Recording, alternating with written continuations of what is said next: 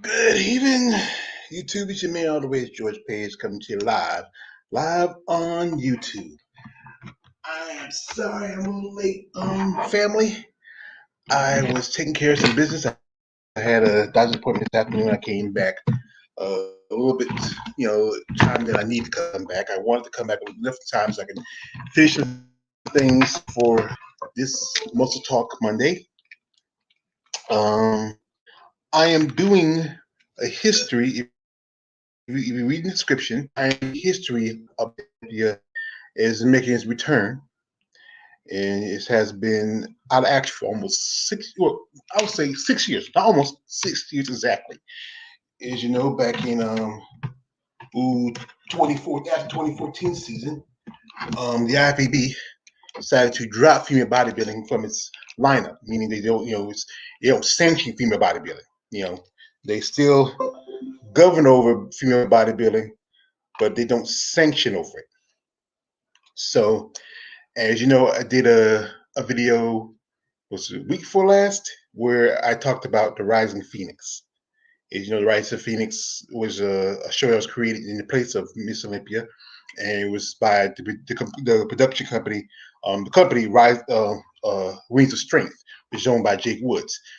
So really, like I say, we really appreciate Jake Woods. I mean, he did something that a lot of people didn't think that would be done, is save female bodybuilding.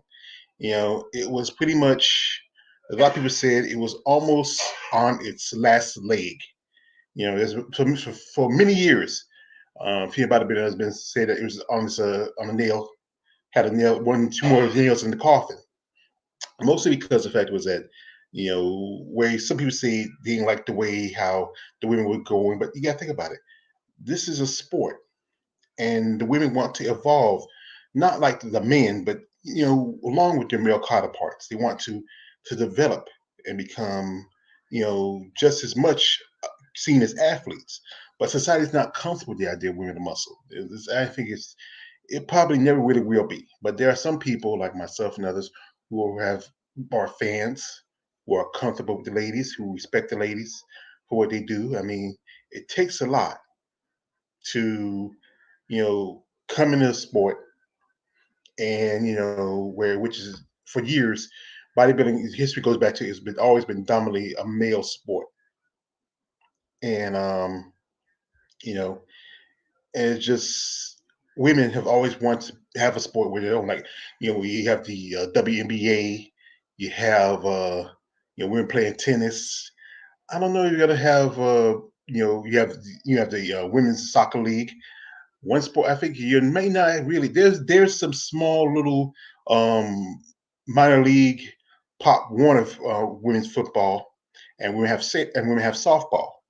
But you know, football, full out football, and baseball, I don't think will be. I don't know. That's just about how it is.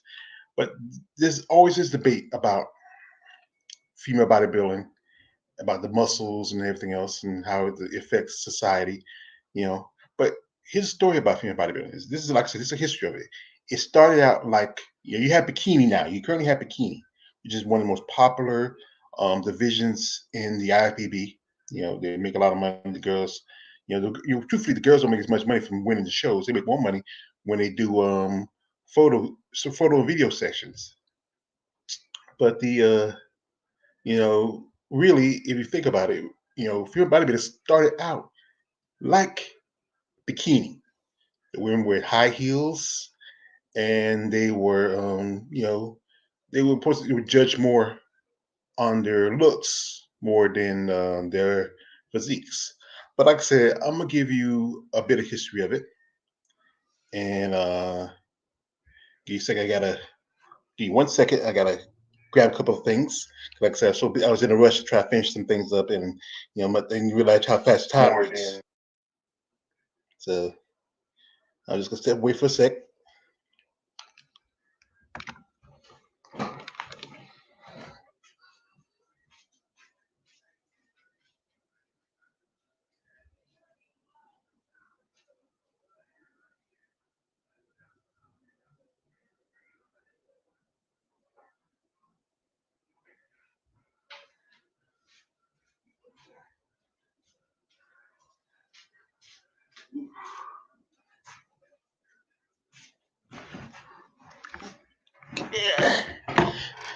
Alrighty, I'm back.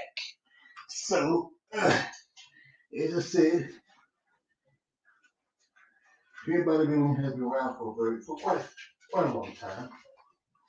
The histories goes back to about it's about to the mid to early 70s. You know, it was more of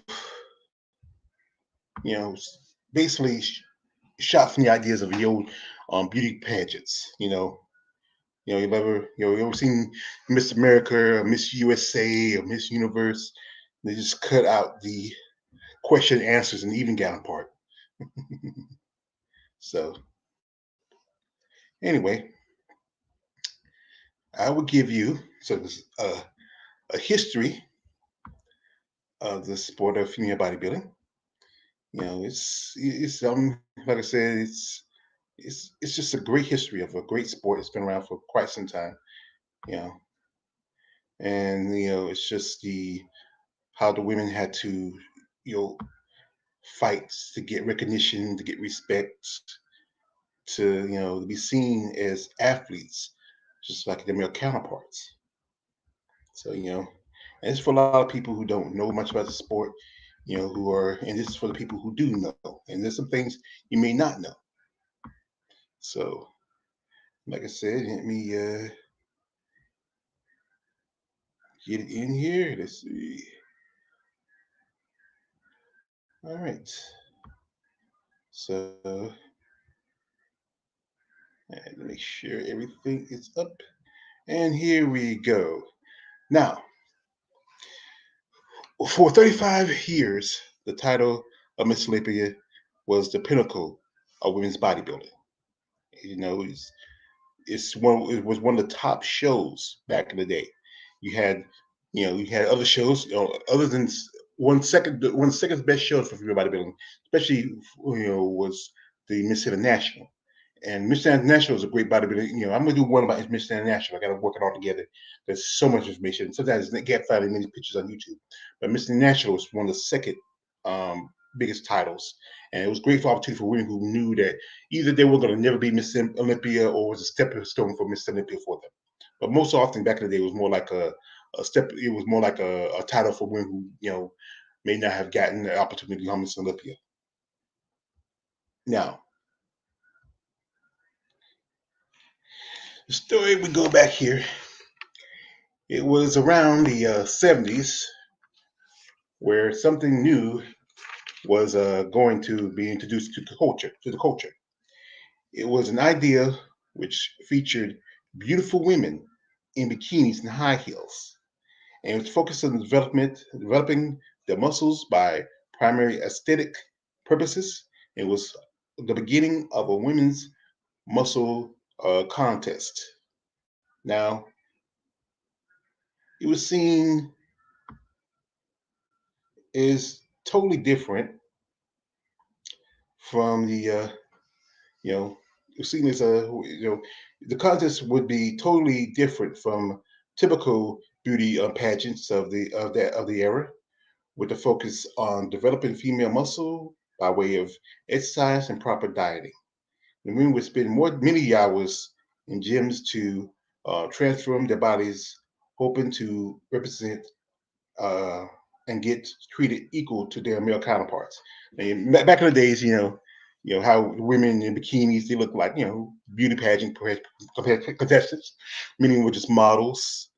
But the idea was that they wanted to be create a new kind of sport for women who want to be seen as like just like men. Not like men, but want to be seen as athletes.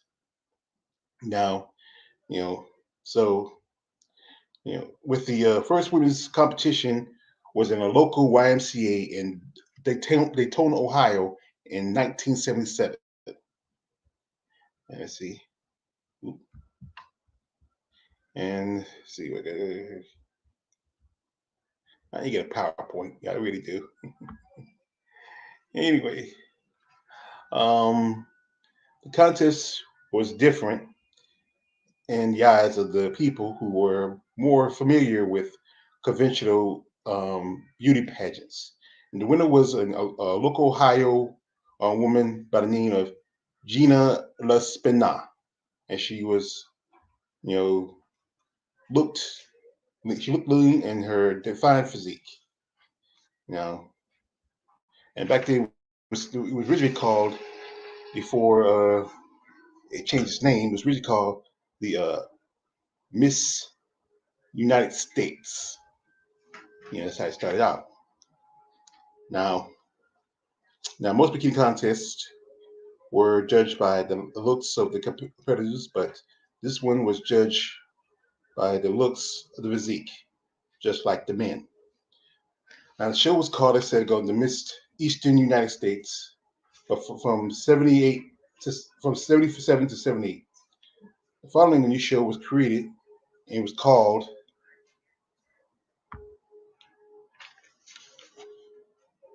Best in the World.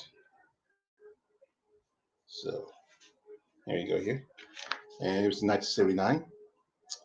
And Best in the World, the winner of that show was Patsy Chapman.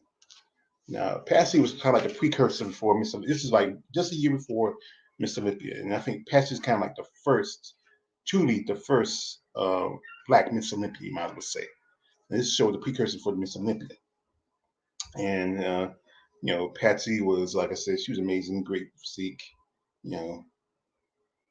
And she's, she stated she's one of the founding legends of female bodybuilding, and also she go on to go to Olympia. And also another lady that was at that show is right here, and that's Carla Dunlap. And Carla Dunlap, she also, as you know, she also has a future with bodybuilding. But that same year, a new show started, and it was in Florida. It was called the Brandon. That's Miss Chapman.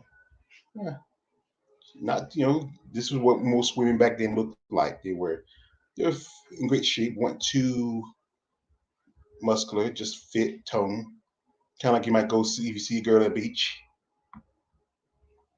go swimming and surfing back those days. Anyway, the next show there was a show called the like I said, the women were getting more like a like I said, the women were getting more. Ooh, let me see. Let me get back. Sorry, I got to say like this.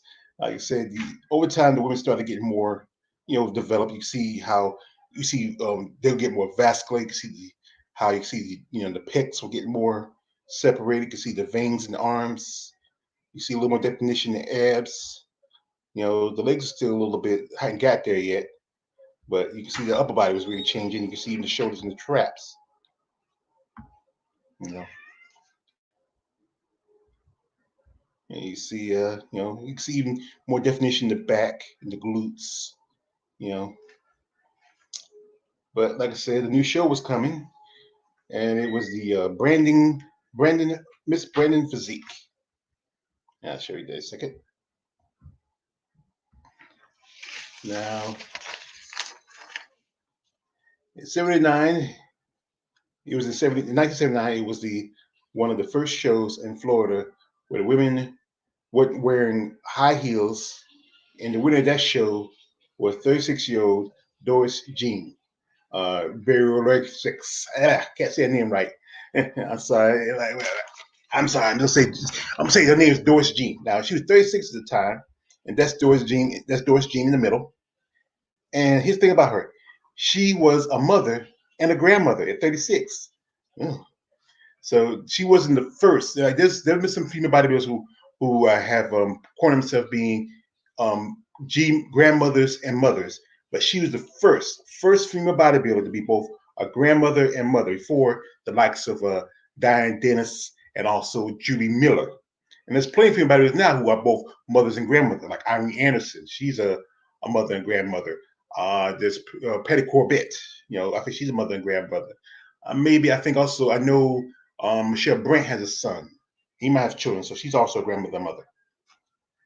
Now, now this show where the men were wearing high heels. The winner is again by the 80s. Both the NBC and IFBB recognized female bodybuilder competitors competitions, and it created Miss Olympia became the first show where women no longer had to wear high heels and were allowed to do muscular posing. Yeah, so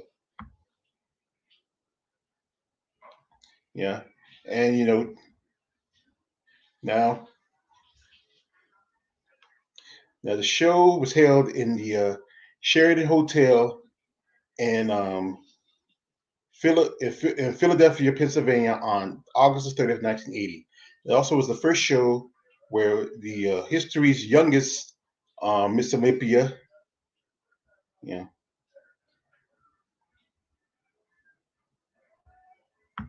which was younger by the name of Laurie, you know, they say you go see all yes. Younger by the name of Laurie Johnson. She was just 17. And the Misso was part of the um, Big Joe Weider Fitness and Performance Weekend. Now, that's Laura in the back. She looks very young. That's you right here. You have both Patsy Chapman and the lady who will become the first Miss Olympia, Raquel Welch. No, Rachel Welch. Rachel McLish. I said Rachel. Rachel McLish. Ah, yeah. But that's Lori right here in the back, and she looks young. And she was truthfully the youngest. Um, you know, Miss Six. Hey, yo, Marcus. Yeah, Marcus Bell always coming by. Marcus got nothing to do, but he comes by. Yo, Marcus. Yeah, yeah, he just came in time. Anyway, now Lori was the youngest. You see Lori in the back. She was the youngest Olympia competitor, and like I said, Richard McLish, who will become in that show. Rachel, you're here right here. Become the first Miss Olympia. Now, I said I wanted to do more, but I didn't. I should have been. Now, like I said, it was held in the Sheraton Motel. You see, Playboy. Now, Playboy had a good history with Joe. I think Joe Weider was good friends with Hugh Hefner, and Playboy was one of the few. It's just true for Playboy, one of the few adult magazines that had female bodybuilders in it. There was a lady by the name. I'm gonna do. There's a lady by the name of Anita Grandal, and also there was one lady by the name of Lisa Lyon, and they were in a few issues of Playboy. They're groundbreaking. This is before China. You know, so and Carla Dunlap was at that show, and the winner, drum roll please, was Richard McLish. And this was a standard this is a standard that really I think the women back then in the 80s, like in the early shows, looked more like figure women. You know, they're a little bit leaner. The lines were like more feminine. They looked more feminine. They had makeup on. You know, they didn't. This is way before they started doing breast implants. Most women didn't train as hard. They still had enough natural breast tissue, make more feminine. But once they start training a little harder, lifting more weights, you know, they usually end up losing a lot of their muscle tissue. Now, the next year was 81. And 81 saw a new Miss Olympia from Finland. Ki, I can't say her name right. You see the name, if you know how to say it, she was a female body from Finland. And she defeated Rich McLish for the title that year in 81. I think she looked, she impressive. Nice body, different look. I think now back then they let you wear headbands. Back now, things have changed. They probably wouldn't let you do it now. But like I said, female body was still young and still developing, still growing. So as you know, I said, the Finnish chick, she beat Rachel for Rachel for the title in 80, and then there was 82. And 82 saw a return of Rachel McLeish, and she was against the famous chick. And this time, Rachel won. And I think she came in a little bit. You can see she came in a little bit more muscular. I think she was getting like a little more size, stringing more. You see a little more definition in the quads, in the calves. She's bringing a newer look. I think she put on a little bit more better muscle this time around. That's why she won back the title. Yeah. And I think it was down between her and Carla Dunlap again. You see how disappointed Carla was, But Carla was able to get her chance to become Miss Olympia. But this year, at the time, there was a show called, in '83, there was a documentary that was being done about female bodybuilding called Pumping Iron, which is Pumping Iron 2, which was like the sequel to the original Pumping Iron about men's bodybuilding. It starred Lou Ferrigno, Arnold Schwarzenegger, Franco Columbo, all those guys that were popular back in the 70s. And this is a female version, but they didn't do it one Olympia. Did another show called the Caesar Cup, or they called it back. It was called the Las Vegas Pro. And Rachel McLeish was there, and so was Carla Dunlap, and so was another bodybuilder that was coming up at the time by the name of Bev Francis. And Bev Francis, who's going to be part of the history of Miss Olympia, and she's the one. If you see Bev in the middle, that's Bev right there. Bev was the one who changed the sport, and there was this great debate about her muscle, how much muscle she had. She came in more muscular than most of the women you can see on the stage. You see more definition of abs. You can look at the quads, her shoulders, her pectorals. Some of the women was still in good shape, but it was just her shape was totally different. While the idea was that they wanted women have a more tapered look, a more feminine look. Bev Kim was coming in, she was a little more muscular, a little blocky, she was just solid muscle. But if you follow my site before, my channel, I've done a video about Bev. Bev used to be a shot putter. She did track and field. She was a power lifter. So that year, Rachel skipped the Miss Olympia, and the new Miss Olympia was Carla Dunlap.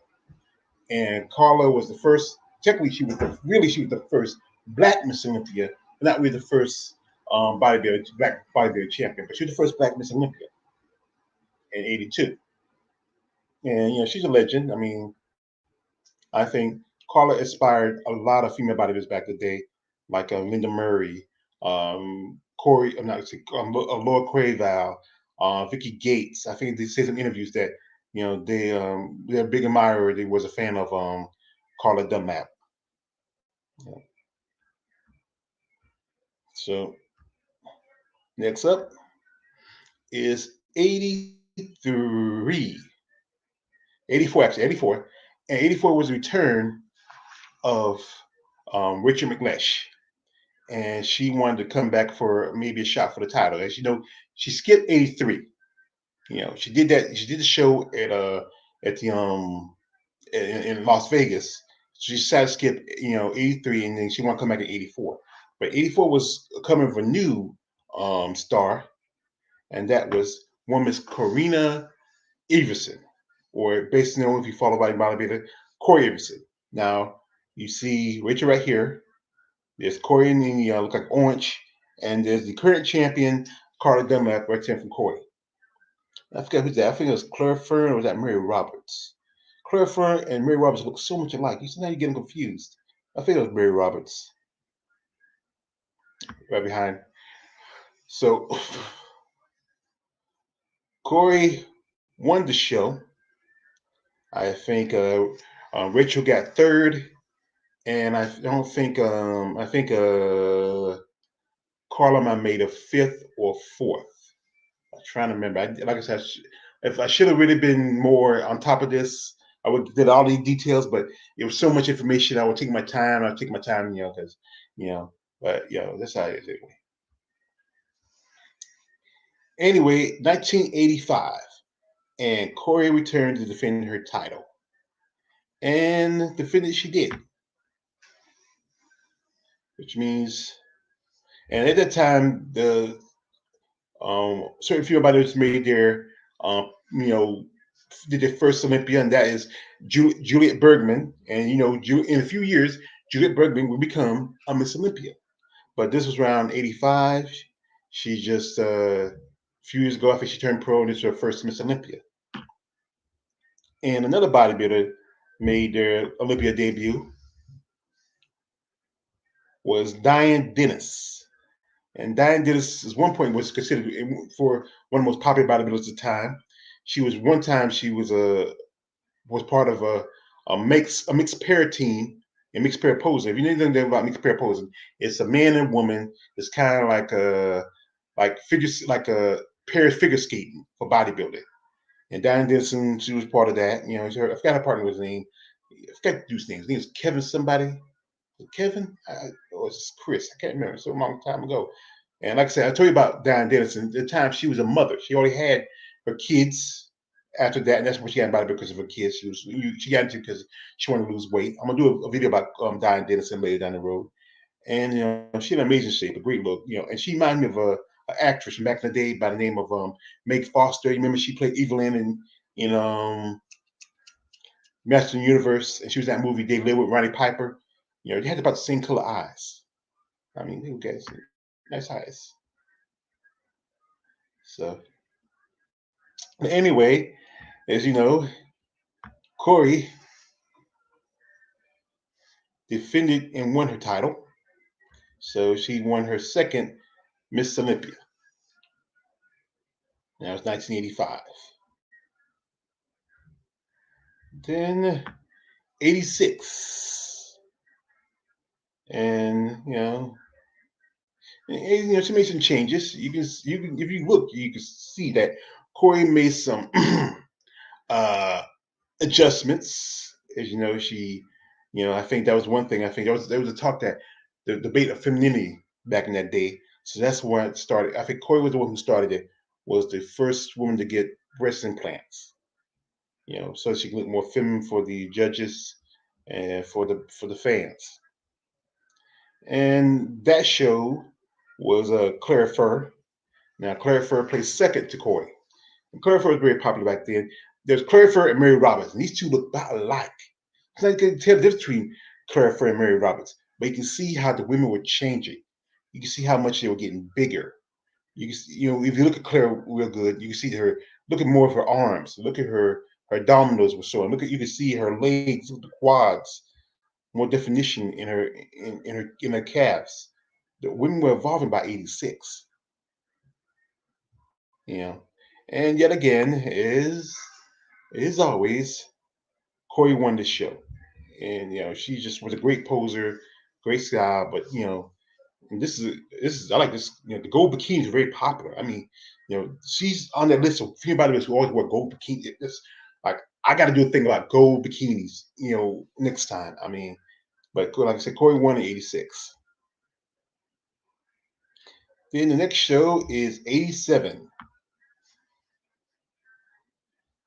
And '87 was a premiere of a young upcoming bodybuilder from Germany. That is Angela Langer.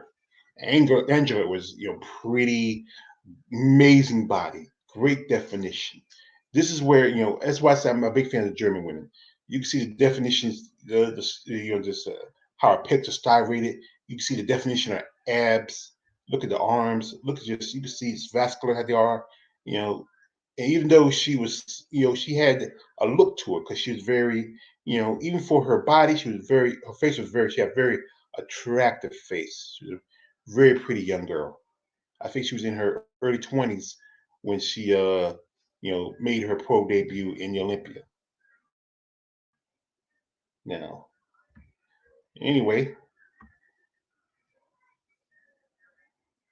but as always, she put up a good show.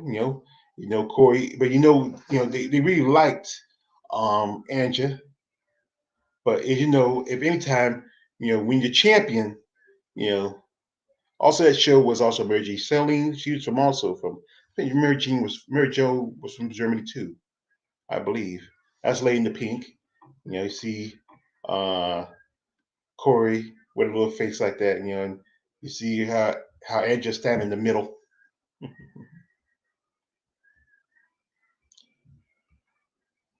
Anyway, but yeah, I think Andrew took fourth for that show, and also that show was Bev Francis. And Bev, that time with her, she really downgraded her muscle a little bit. She put on a little makeup, changed her hair. She wanted to look more feminine for the judges. And I think she did pretty well that show. I think she might have placed third. You know, you see that, Corey and I think Corey felt like I think Andrew was the threat. She was a little younger. She came in a little more leaner. But as always, when you're the champion, you know, you get always somebody chasing after you. But the judges always usually go with champion. So I'm surprised some people didn't think Andrew's gonna win. But so next up is 88. And something happened tragically in 88. And this is just a sad story. This was uh, Kay Baxter. Now, Kay Baxter was in bodybuilding for many years, and she yeah. Now, in 1988, Kay Baxter died um May May of '88, and she was one of the earliest Miss Olympia competitors. Kay was she died in a car crash, and she was in several Miss Olympias from 85 to 80, from 82 to 85. And her physique was seen as just something the judge wasn't, like I said, it's like this, the judge didn't, he felt her physique was beyond that of the other women. She was just totally another level. And I think really Kay was a precursor for the women that were coming. So after the 85 Miss O, she dropped out of bodybuilding and she started doing acting and modeling. She was in an old music video with David Lee Roth. You remember David Lee Roth from Van Halen? It was called California Girls. It was her and another lady was in that movie, in that video. And Kay had a great face, amazing body.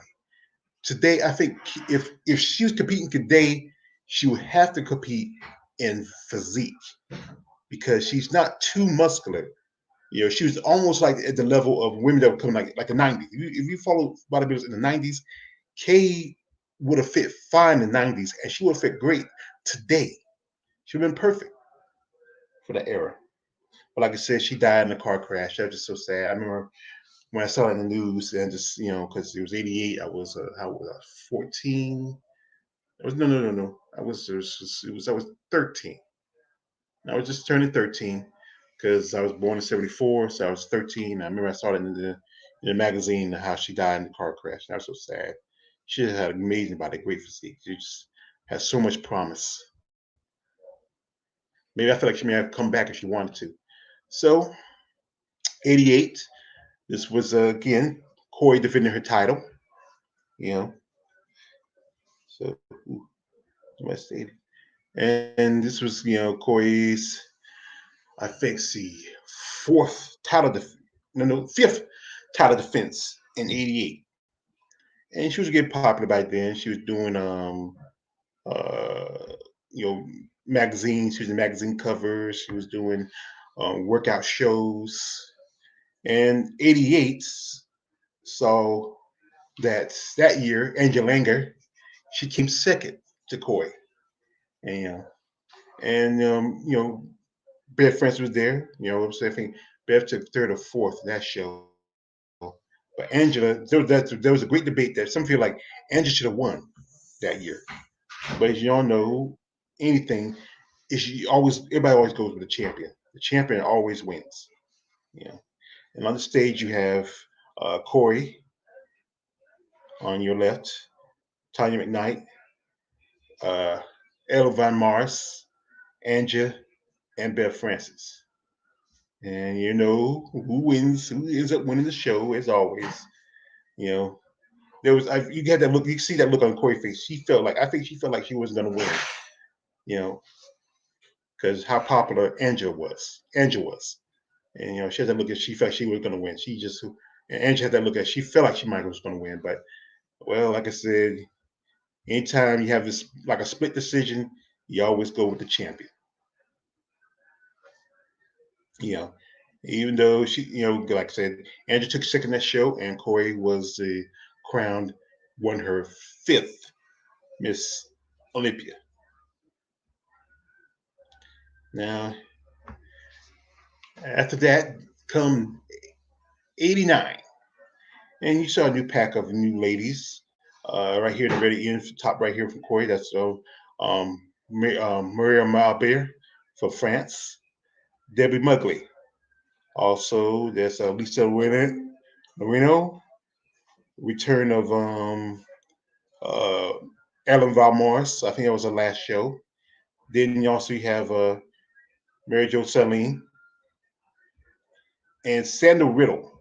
Now, Sandra Riddle she was on the come up. She was, some feel like I think she took second of that show in '88. And then you have here Bev Francis. And Bev looked so impressive back then. This was '89. I mean, Bev just, she just always come with a great physique, but, she was always a bridesmaid, but never a bride.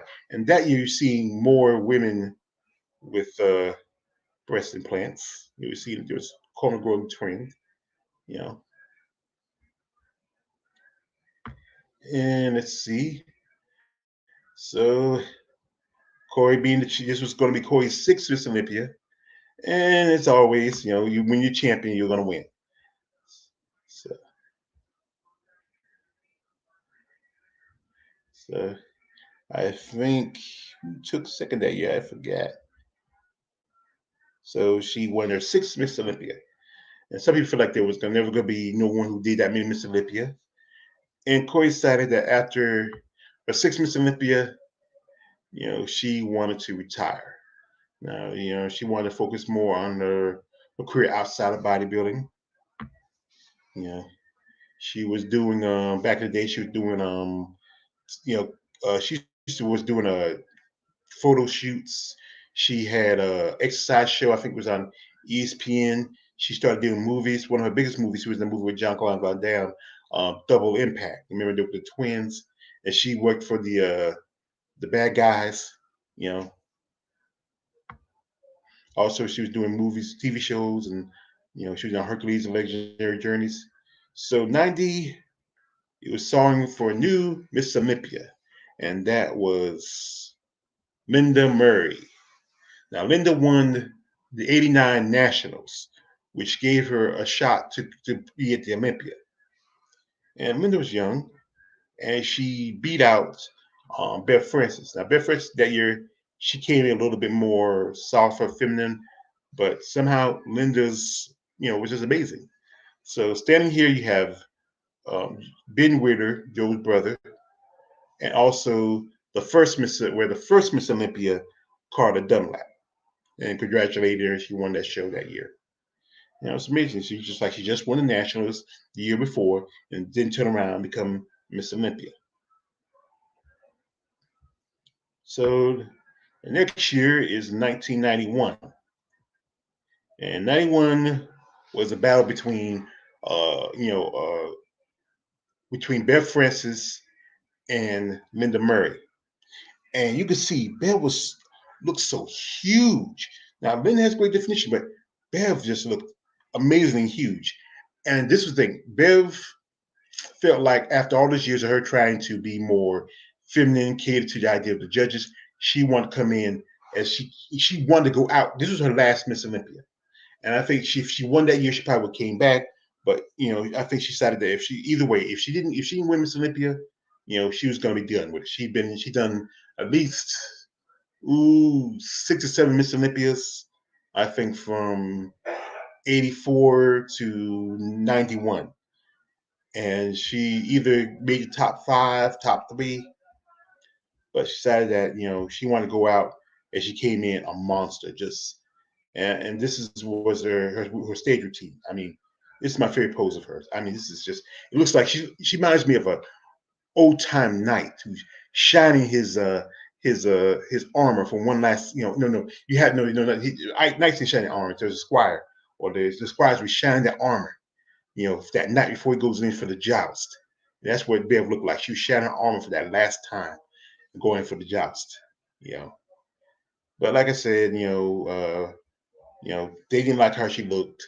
This is my favorite pose. This is my favorite pose of Bev, and you know, the winner of that show was Linda Murray. So Linda Murray has repeated as um, Miss Miss Olympia. Yeah. So like I said, for the next like I said, 4 more years, Linda is Miss Olympia. Now I know I should have gone, but I just want to give y'all details. So 92 was the 13th Miss Olympia. And at that show was, I think, a future Miss Olympia. You see her here in the corner, Kim Zavetsky. And at that show, you had Angela Schreiner, which from Germany. And I remember there was a poster that somebody had an image of Angela Schreiner, and it was for Miss Olympia. And that year, she won the Miss International. And at the show, he had Lord Craval, who done already, I think, 2 or 3 Miss Olympias beforehand in '91. You had Sandra Riddle, and you had Diane Dennis. I think this was her last Miss Olympia. I think she retired after '92. And you had Sheedy Beatty. And I think that year, Laura came in second. And Laura always been called the Miss Olympia never would have been. I mean, she won at least 3 in her career. She won at least 3 Miss Internationals, and many people she won because she knew she was never be Miss Olympia. So Miss National was good. As long as Linda was there, it's just hard to get the Olympia title away from Linda. Long Linda comes in great shape. It's hard to beat Linda. She was just amazing. Then in '93 came a young up and coming bodybuilder from the state of Texas. And Texas made them big. And this is Denise Rosowski. Now, in the '91, that year, she won the Nationals. And she also competed another show at was the Jantana, where she won the women's, I think she won the women's pro title. She won the pro title. The Jantana was one of the only, at that time, was the only standalone women's show. It wasn't a show like the Arnold Schwarzenegger Classic where you had Miss International connected to it, or Miss Olympia and you had Mr. Olympia. The Jantana was the exclusively all women's show. It was also a pro am. Yeah. So Denise made her one. Oh, sorry. Denise made her one and only uh, Olympia debut. Me, I one and only Olympia. And right here you have here from far from the left, you have Kim Zavetsky, you have Laura Craval, you have Linda in the middle, you have Denise, and you have Sandra Riddle. I think '93 was Sandy's. I think it was her last Olympia. I think she in '94, but I think '93 was the last one. And everybody was impressed with Denise. And many thought that Denise would win it, but as usual, the title went to Linda. And Denise took second place. And she didn't come back after that. Denise disappeared. I mean, she just poof. And we thought she'd go back next year. But she just decided to boom. And it was just like a mystery. I mean, this girl had a great physique. She was competing for a while since the '80s. And she finally got a pro card, and then she competed in her first Miss Olympia, but she just disappeared. She took second place, and she had a great body, great physique. And this is one of her. I think she wore this posing suit in the Nationals, at the Jantana, and at the Olympia. I think Star told me that she actually had 3 or 4 of these suits. This wasn't the same suit. She bought 3 or 4 copies of the suit. This was a great suit. It just worked perfectly with her skin, and being she was so blonde, it was just one of her best suits in her competition. If she accomplished it, I mean, but she just after '93, she just disappeared. Then we have '94. And 94 is just another Linda win. Linda was dominant for most of the 90s. Yeah. Hey, XA, welcome, brother. You know, if you're in here, smash that like. And if hey, also like this, if anyone to come on here and just want to chop it up with me for a minute and make your, make your thoughts, just drop your email description, and I'll send you a link. All right, if you want to, just let me know. Yeah. But anyway, this was the 14th Miss Olympia in '94. I think it was like a couple years before the Olympics. And as always, this was also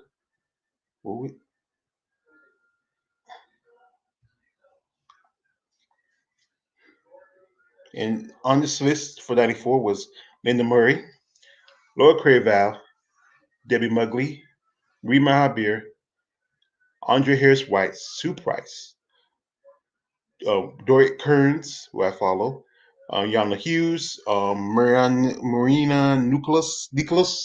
She's from France. Diane Denson. Diane did competed in '94. Laura Beniti. She's from you know Germany. Krista Bach, Ivan Spathofofi, and some other names I'm not going to try to repeat.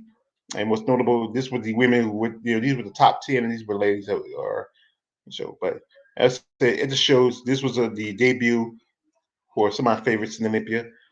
Debbie Mugley from Texas, another big blonde Texan. And Debbie did, I think, a couple other shows, but this was, I think, this was her best show in career.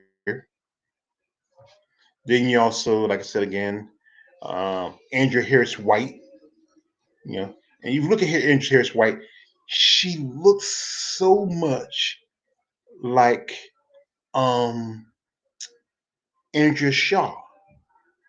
She could pass for Andrea's mother. The jawline, the eyes, and right there. She,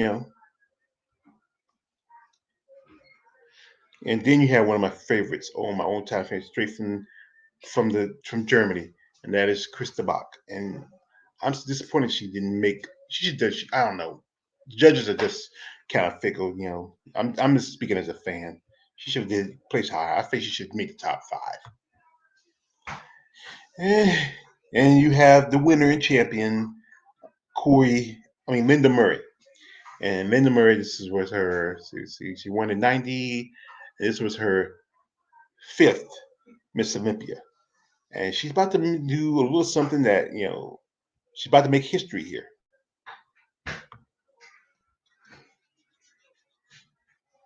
Then you have '95, and Linda made history by becoming 6th, and she tied Corey Everson for the most Miss Olympias with 6. And she just said Joe Weider. That show is Kieran Zavetsky. You have mm, some other ladies that I didn't know. Laura Beniti make the return. You had Sue Price. David Mugley.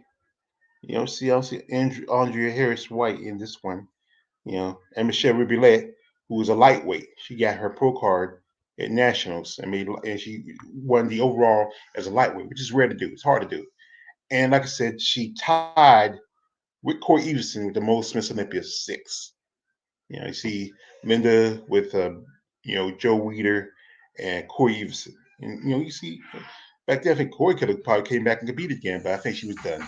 Like back then I think she's already started her acting career. Then it comes '96. And 96 was the year of the upsets. And you could see the face, Linda's face. She wasn't sure. You just Kim Tversky and Linda Murray, and she wasn't really sure. You can look at that face. Sometimes if you're certain, you have that confident, but if you're not certain, you have that look on your face like, am I going to win? Look in Corey's face, Linda Kim's face she was kind of calm. She wasn't, she might look a little nervous, but you know, and end up Linda taking second and Kim becoming the new in 96, beating Linda Murray for the title. And you got the new Miss Olympia, Kim Zaveski. And Kim was already been in at least two or three Miss Olympias beforehand. She might have gotten the top five, but this was a big win for her. I think she came in a better condition than she ever did. I think she put on more size compared to her other Miss Olympias. So you have coming 97. And 97 saw the return of Linda Murray. And she wanted to see if she can get a title back from Kim Zaveski. But at that show was also another upcoming guy named Yolanda Hughes. And Yolanda's in the middle between Linda and Kim. And Kim won that year. She won in 97. And 97 was starting the end of Linda Murray. Linda retired after 97. So, she started doing, I think she started doing, commentary work after 97. She was doing commentary, do some shows. I think one story I remember, the time she was married and she wanted to have kids. And I think she had something happen. I think she had a miscarriage. Now, 98 was the second time in history Miss Olympia was taken out of the United States.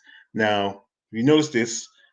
This is like the 18 years of Miss Olympia, and these are all the ladies that won Olympia. You have Richard McLeish.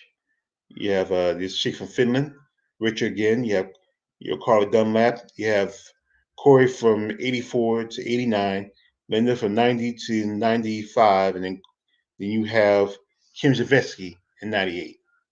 And this time the show was done in Prague, Czech Republic.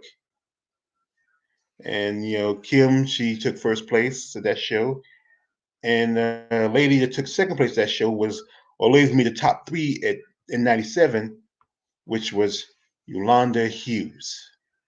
And Yolanda had a great physique, and also she was a great poser. Because I did a video about Yolanda, how she's a great poser. She had a gymnastic background. You know, I'm fine, XK.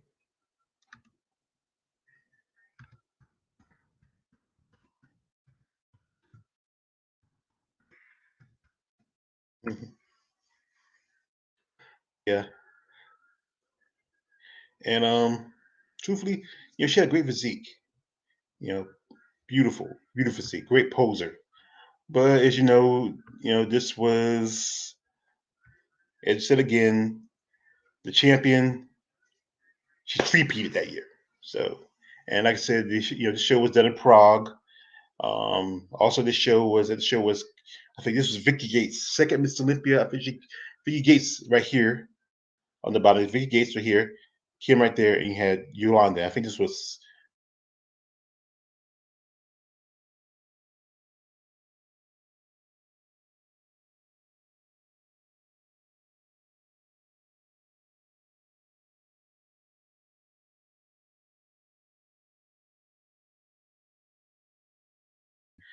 Tickets were doing so well, and Miss Olympia was doing so well that there probably wouldn't be a Miss Olympia. And you know, but somehow, some way, they were able to get something together. So in '99, Miss Olympia was held in a motel convention, in a convention hall and motel in New Jersey. And this show was 12 female competitors. Notably, you had the return of of Kim Zavetsky. You have Vicki Gates, and you had a couple of upcoming bodybuilders such as I think it was there, I think Nancy Lewis, I believe, and Judah Bichette. And this was also another show was being held at the Miss Olympia. You know, and this was going to be 99 was going to be, I think, Kim Zavetsky's last show. And I'll tell you what she did in the next century once I get this done. Anyway, there was another show which was called the what happened to it? Damn. I get the picture in. Well, the show was called the Women's Extravaganza. And it was a show. It was won by Lloyd Craval. It was the second show. It was two shows out there, and it was two women's shows. You had the Miss Olympia, and you had the Women's Extravaganza. And I don't know, the picture didn't take. And again, Kim is eventually won, and this was her last Miss Olympia. Kim decided to retire after '99. I think that time she, you know, yeah, salute to Robert the poet, King the poet, or we better know him as Savage. Yeah, the Savage, Robert Henry. Thanks for coming by, Robert. Hit that like. Anyway, 99 was the last we saw of Kim Zavetsky as a female bodybuilder. But I'll get to you in another situation later on. But that year, after 99, the IFBBs felt like the women were getting too big. They were getting too muscular. They were getting too large. And there was this thing, a policy they were putting in called 20%, meaning the women had to drop to a level of 20% less muscle. You know,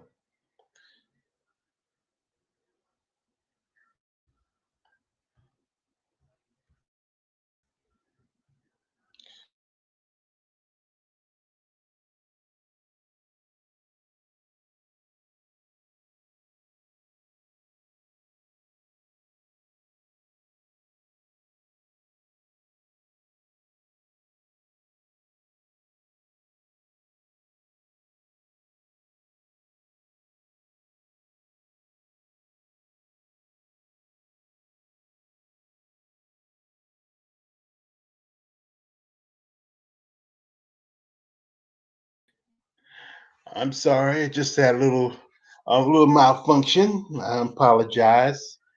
But like I said, the '90s was something where female bodybuilding was almost on the verge. I'm doing great. That's good. That's good. Doing great. XA.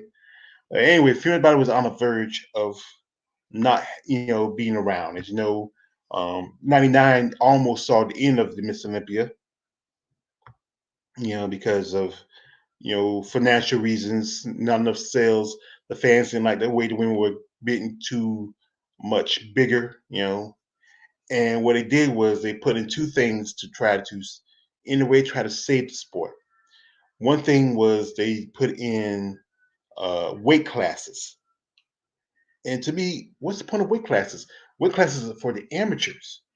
When you get an amateur, you have to climb. This happens like this. Now, Green Bodybuilder has some, depending on the contest, you might have 3 to 4 weight classes. You have most notably, you have um, lightweight, middleweight, and heavyweight.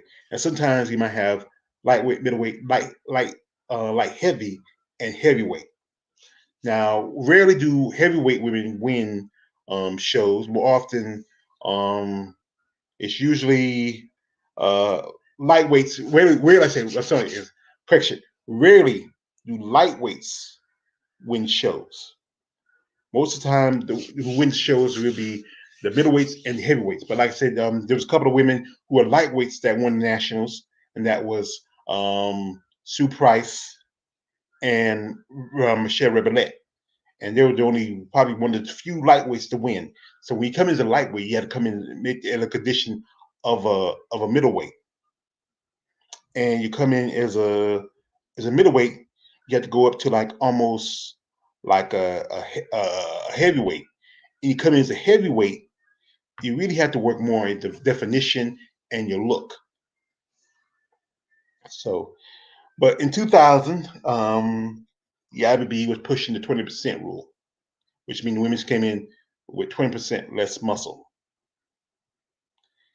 And this was, I was saying, kind of a controversy, because they never tell that to the guys. They'll tell the guys, hey, guys come in 20% less. Most of the time, the guys got bigger and bigger every year.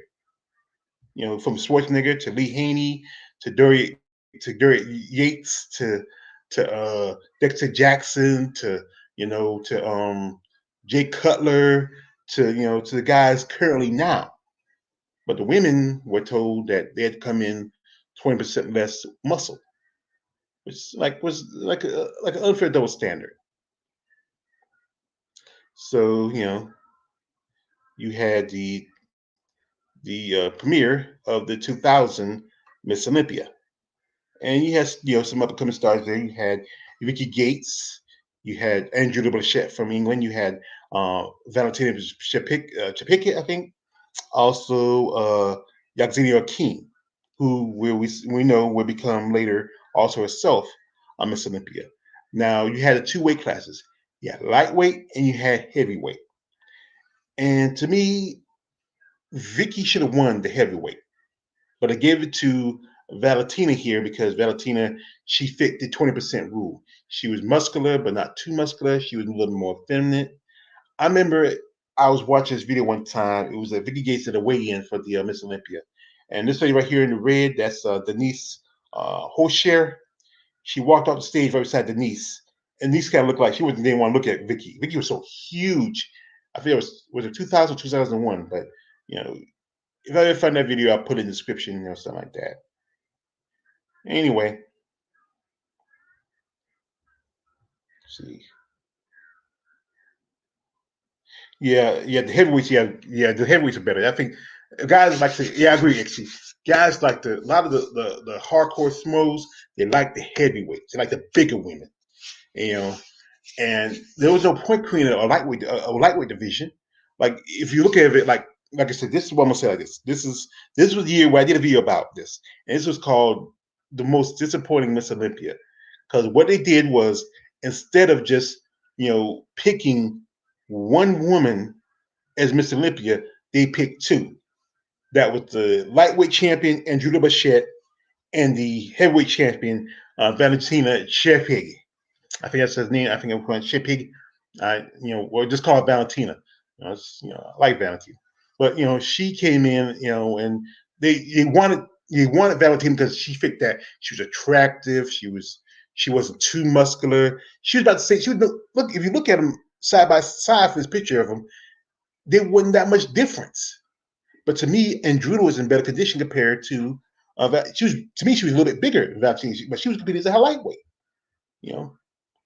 And the reason why was the judges and the IFBB wanted somebody more,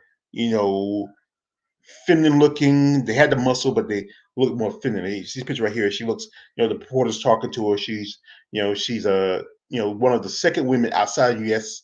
This was the first show we had two women outside of the U.S. to win Miss Olympia, and to me, I never made sense to me. Yeah, thanks, thanks, Marcus. Yeah, smash that like button. Yeah, thanks a lot. But it never makes sense to me having two Miss Olympias. If you didn't want Andrula, then go ahead and get the title to Valentina. But you didn't want Valentina. If you want Valentina to win, give the title to Andrula. I thought Andrula deserved to win. Andrula just came in with a better condition. She came in with a better physique. She was a lightweight, but she could have been a heavyweight. To me, she should have been Miss Olympia and Julia Blanchett. And look at you can see she was just she should have. She was a lightweight, but she looked like she could have been a heavyweight. That's why she never had the whole thing with the weight classes. The weight class thing lasts for almost, I think, 2 or 3 years. Then you had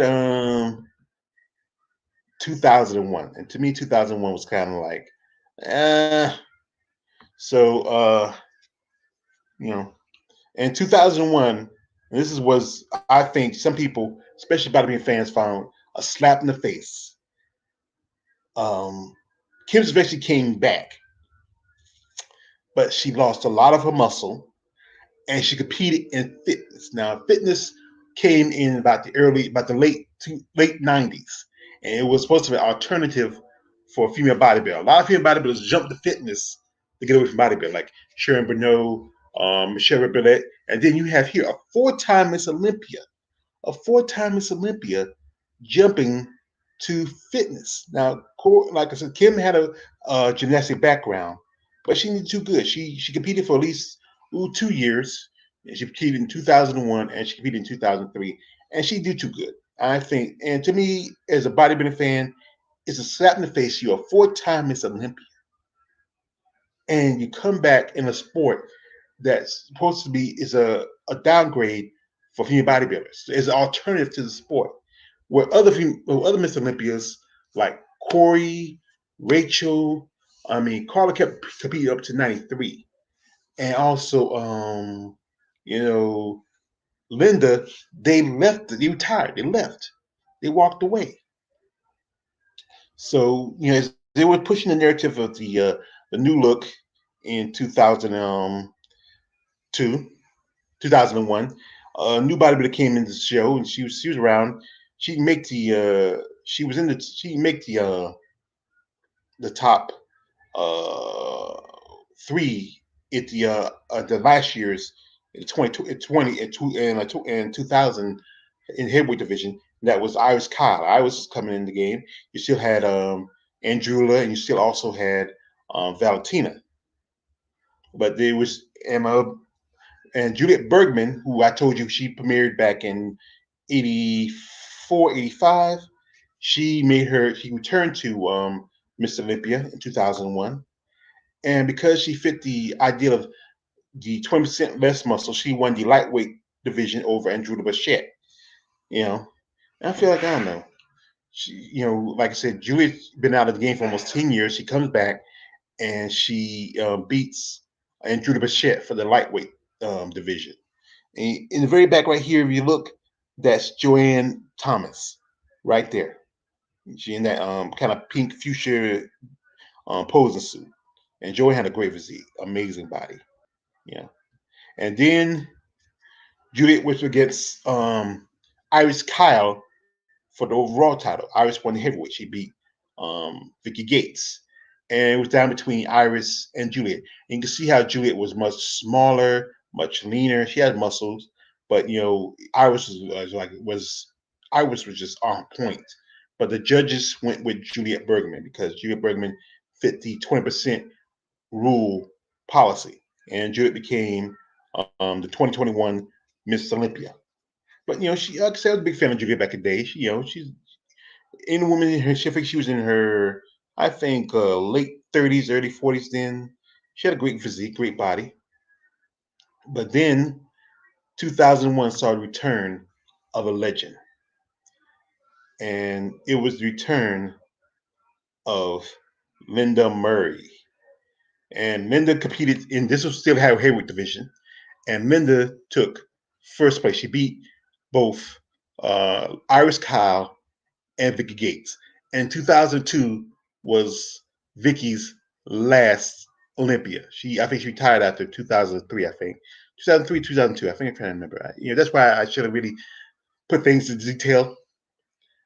And she and Juliet went for the overall. But if you looked at, I don't think Juliet were ever going to beat Linda. Look at Linda. Linda was just impressive. And then she broke the record,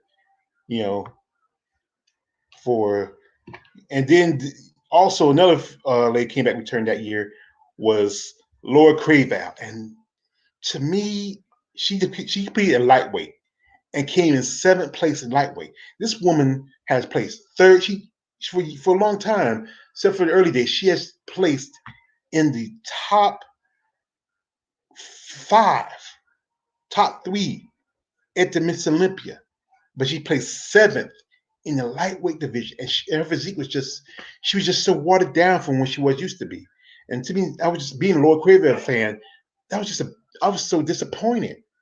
I mean, it's just, you know, she came back, but she shouldn't be competing in the heavyweight division, but she wanted to compete in the lightweight division. I think she's trying to see if she can win that and maybe get a shot at the title, but she placed 7 at that show, and that was, I think, her worst showing in years. And I think she should have stayed retired. I think I would have respected more if she stayed retired. I'm glad she came back, but she wasn't Lord Crayville I remember. She looked more like she looked more closer to the physique women today than a female bodybuilder. If she competed in that physique today, she probably would have won. And then Corey broke the record. I mean, Linda broke Corey's record by winning her 7th Miss Olympia. Came and retired. She hadn't competed for almost 4 years. Her last no 6 years. Her last show was back in 90s. No, 5 years. Her last show was back in 97. She didn't compete for a long time, and then she makes her return, and she takes back her title and become the her 7th Miss Olympia, meaning she broke Corey's record of 6. So we have 93, and it's the return of Linda Murray. And I think Linda was coming to try and break another record. As you know, she already broke Corey's record with 7 wins, but she wanted to definitively keep a distance between her and Corey. Now, also at this show was a young up and coming bodybuilder from Denmark, and that is one at the very end, right behind Yolanda Hughes. We have this is the heavyweight division right here. You had Betty Pariso at the front. You have coming down here. You have Iris Kyle. You have Betty Viana. You have Linda in the middle.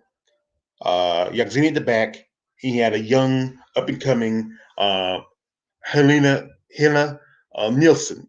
Before she became Helen Trevino, it was Helen Nielsen from Denmark. Yeah. And she just won her pro card that year. And she also competed at the IFBO. And she got her opportunity to compete at the Miss Olympia. And what happened, as you know, everybody goes to champion. And Linda won her 8th Miss Olympia that year. So she surpassed her record, and she surpassed Corey's record. She beat Corey with her 6th, and she could surpass her with her 8th Miss Olympia. Now, 2004, and this was a show of the change in regard. And Iris Kyle came in. She took second in so many shows, and this was an opportunity to dethrone the great Linda Murray. And right here you have Iris, you have Linda, and you have Yolanda Hughes. And this was still they had still a heavyweight division. And ta-da! Iris takes first place in heavyweight. Yolanda takes third. Second went to Linda Murray. Then you had Betty Pruitt take first. Fifth went to Betty Vienna, and Bonnie Priest took 7. I don't know who took 6 that show. They didn't. This is the picture I can find. One of the best pictures I can find. But I don't know who took 6 at that show. I'm trying to remember. Who's competing? Vicki Gates was gone by then. I can remember.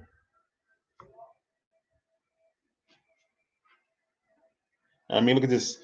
Yeah, look at how happy I was won. She beat Linda Murray after coming second in 2002 against Juliet Bergman.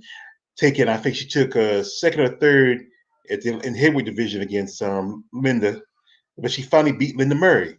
And 2004 was Linda's last show. Linda decided to retire, and now you had a new Miss Olympia,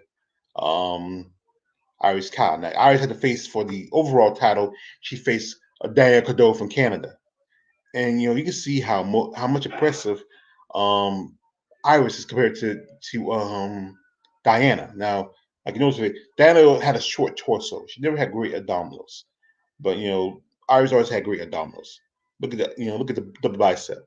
You know, you could tell. Just it's just because Diana was lightweight. She wanted lightweight. She actually, this was story somebody told me years ago that Denise Massine was in that show in 2004, and the IFBB wanted Denise to be the lightweight champion, but also she wanted to be the. I think this was a show. I think which it was one of the shows where they say that Denise wear that. I think it was either 94, 95, where Denise wear that mask doing the her routine. And I think they said that they didn't like the mask, and that's why she didn't get to win the lightweight division. They wanted her to be the overall champion.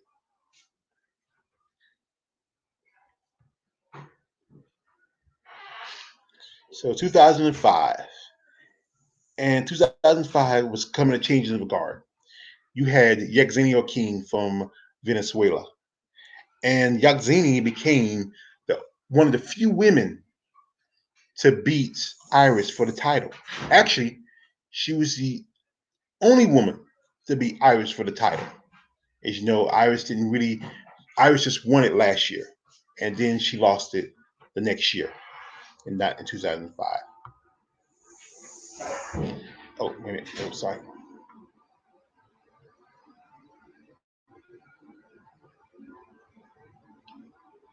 So if anybody's still out here and you listen to it, I appreciate y'all. I know it's not a perfect live stream. If I can ever get my hands on some PowerPoint and do a proper PowerPoint presentation, I will. But like I said, I'm still learning. I love to get a level where I can have two computers where I can look at the screen and this and that. But I appreciate whoever's here, the one person that's here, the like y'all drop. I really appreciate from every y'all. I mean, as like I said, I got 9 likes, and I say, excuse me, because thank you,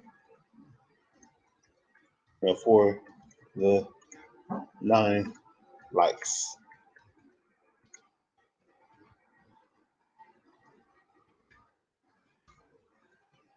Yeah, yeah, I appreciate you, XA. I really do. You're still staying here with me. Yeah, if it's just one person watching, it shows that you really committed to me. I really appreciate that. Anyway, after 2005, the IFBB dropped weight class for female bodybuilding. No more lightweights, no more heavyweights. It's just one on mono on mono, woman on woman. So you have here the at that time the current champion, Iris Kyle. You have here Yactinio King and Claudia and Diana. No, I'm sorry, Diana Diana Codea. So, and what it was, I remember that Yaxina did an interview a while back on Feminine Flex, which is a show that comes on Wings of Strength. It stars Alino Pupa and Minda Murray, and it was and she was doing an interview where she said that she remembered the 20% rule, and the thing was that Iris came in a little bit too muscular that year, and they were really pushing it, and Yaxina came in a little softer. You can see Yaxini's abdominals. You see how much definition and rip that Iris was. Man, Yaxina was a little softer. So and the judges went with Yaxini over Iris. So you have here, Yaxini in the middle. I think Iris took third. I think Dan Cadeau took second. That you could usually put I think Iris took second. Dana took third. Then you had Brenda Ragnar. I think she took fourth, and I forgot his chick name. She was from Czech Republic or somewhere. She took fifth. Either her or Brenda took fifth. One of the two. And Yevgeny became the only women to beat Iris Kyle for the Miss Olympia. one of the only women to be ice high for the Miss Olympia. And because after that, you know what happens. If you follow through about it, you know what happened after 2005. Well, 2006 saw the return of Iris Kyle, and you had some, you had a one bodybuilding fan of right here, Annie Vicki or Vicchio. Yeah, I did a video about Annie Vicchio, and it's one of my most popular videos. It's my third most popular video on my on my on my channel, because Annie Vicchio is just an amazing body, from Georgia. She's really from Jersey, but she lives in Georgia. And this is again, there was no more weight classes, and you had here on the stage, you had Iris, Annie in the middle, and Diana right here at the end. And Annie was so impressive. I forget where she placed in this show. That's why I said I should have did a little more detail, all the places like that. So what happens? Linda beats Diane Cadeau, went down, took second, and Linda took back her title. So in 2006, she took back the title of Miss Olympia, and after that, she never let it go. So, I mean, you can see how much bigger. And later back behind her, that is I got her name. I know her name. Oh, I remember her name, but I forgot it. It would pop in my head. But you can see how impressive. I mean, I think Iris had to work a few things, make some few tweaks.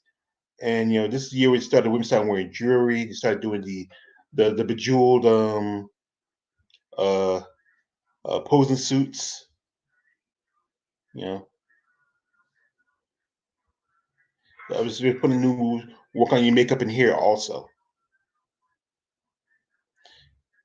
2007, and see by then that's when the IFBB took female bodybuilding and all the other sports and put it at one show. That's when they took it all to Vegas and put all the shows all together.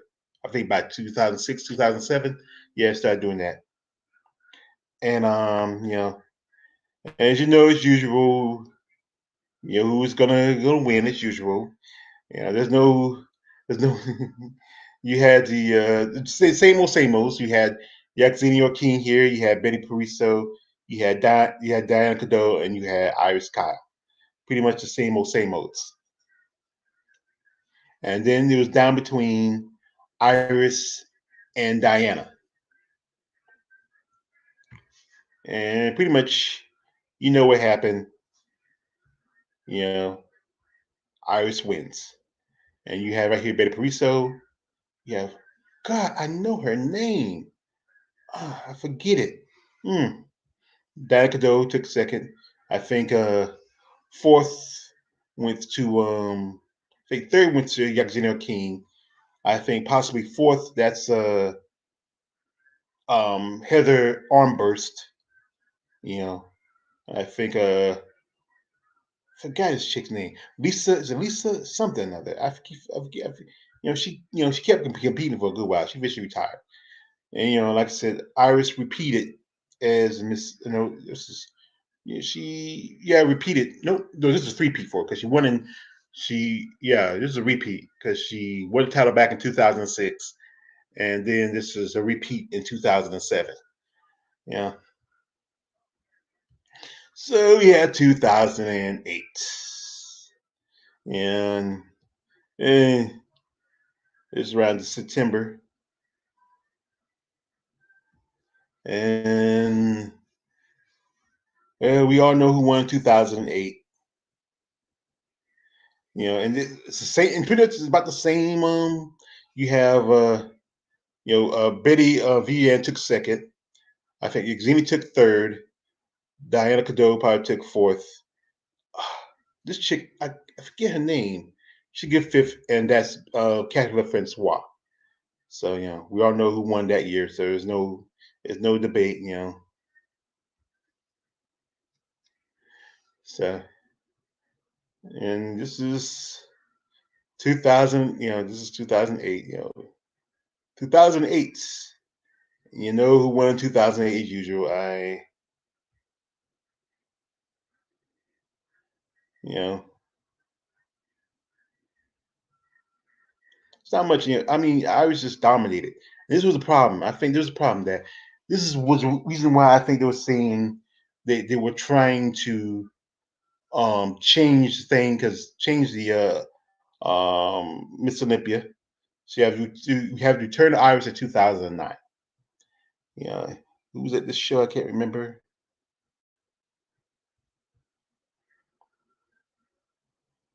Yeah, as you know, you had the return of Heather Armburst. Also, you had I think Debbie Lineski. And Debbie's in the middle. Heather here and Debbie in the middle, and these and you had Iris, as always. And who wins again? Iris. And you had Debbie. I think Debbie took third. That's Heather Armburst. I think she took second. Who is that? I keep forgetting that chick's name. The one right here. She's always in the top six. You have I think you got most definitely that's Betty Parisa. I think she took fourth or fifth. And I think you have I think Yevgeny O'Keefe took fourth that year. These are the top three women at the 2009 show. And you know Iris is the winner. Iris was dominating for most of the 2000s. No one could beat Iris. You know, other than that loss in 2000 in 2005, she stayed dominant.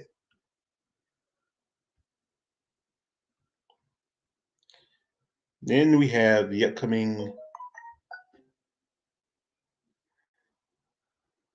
We had 2010, and it showed that's right here up top. That's Zoe Lindsay. She's from Canada. The return of Clyde Gadelia. She skipped the last year's show. Then you had Helen Chartrand. No, yeah, Helen Bouchard from Canada. And you had the title champion again, Iris Kyle. Yeah, this is from a video screenshot that I found. You know, a lot of these videos, it's just hard to get some pictures, good pictures, even with Google. So yeah, do your best. And also, this is the premiere of an up-and-coming bodybuilder by the name of Sheila Black. Sheila Black was at this show. And Sheila in the middle, and that's Debbie Lineski on her left. You know, she was impressive. She she competed. Sheila. I follow Sheila. She hadn't competed this year. She recently moved to Arizona, and right now she's mostly been training, working out. And she decided that this year last year she switched to Physique because she felt like she got a little, like in I think back after 2018 she felt a little, disrespected, so she jumped to Physique. But she always been kind of lean for a female bodybuilder, but amazing physique. Then you also had Brigitta, Bri, Brigitta Bri, Vixu, Brigitta. I'm gonna say Brigitta, and I think she always had an amazing body, great physique. I mean, I think she should have. I think that's sure. I think she made top three, I believe, maybe top six. I think she made top six. And once again, Iris wins. And in the background right here, that's one of my favorite bodybuilders, Heather Foster. I love Heather Foster. She took some time off one time and then she came back. I think she took third or fourth of that show. I think she might took fifth or fourth. I can't figure. If she's carried a card, she took third. Usually, you give your card if you need to make the top money prizes. You know, and you see how sided Iris is, and you look at the face of Yaxino Keen. I've heard from some people that Yaxino Keen is a bad loser. They said she in her last few shows she's a bad loser. So we have 2011, and we know what happens in 2011 as usual. But 2011 saw in a coming of a new bodybuilder and a lady that started controversy after this, and that is Alino Pupa from Romania. Now, originally, she was living in Sweden, but she's from Romania, but she's living in Sweden. Yeah. And Alina was young. I think she was like, Alina turned 40 something. This was like about ooh, 9 years ago. I think Alina was in her mid 30s. And really, it's what I learned. Most people about it don't really mature till they hit their mid 30s or to the early 40s. And Alina, is attractive. I think she's attractive. Very pretty, great physique. She was there at the conventional, signing pictures, you know, making, signing autographs, shaking hands, you know, and as again, Iris wins as always. It seemed like and, yeah, yeah, yeah. That was so lazy. Hey, it's my AJ. Thanks, AJ, man. Yay! Thanks for coming by, AJ.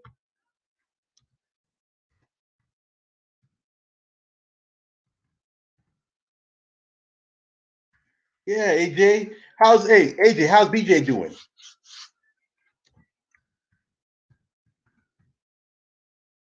Oh, sorry. How? Yeah, thanks for coming by. I mean, this is great.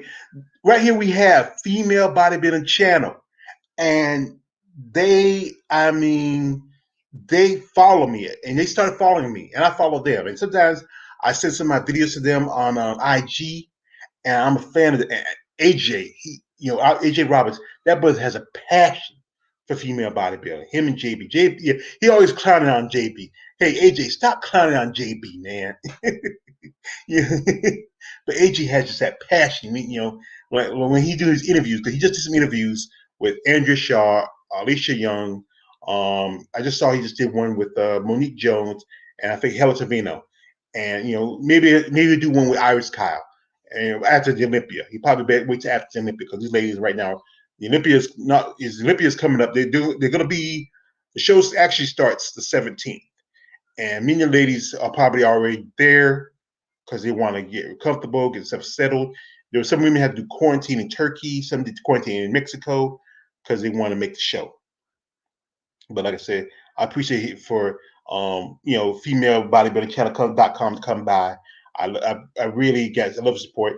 I have 10 likes. Thank you for the 10 likes I got from y'all. I know AJ and JB were the ones who put in the extra like. Anyway, so as we know, 2011 Iris wins.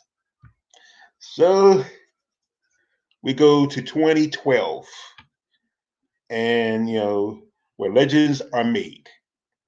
And in 2012, I think people saw something in a certain young upcoming bodybuilder, and maybe even you had here Yaxini, you had I think it's Debbie Lesniewski, and you had Iris Kyle, and they were the top three for a good while.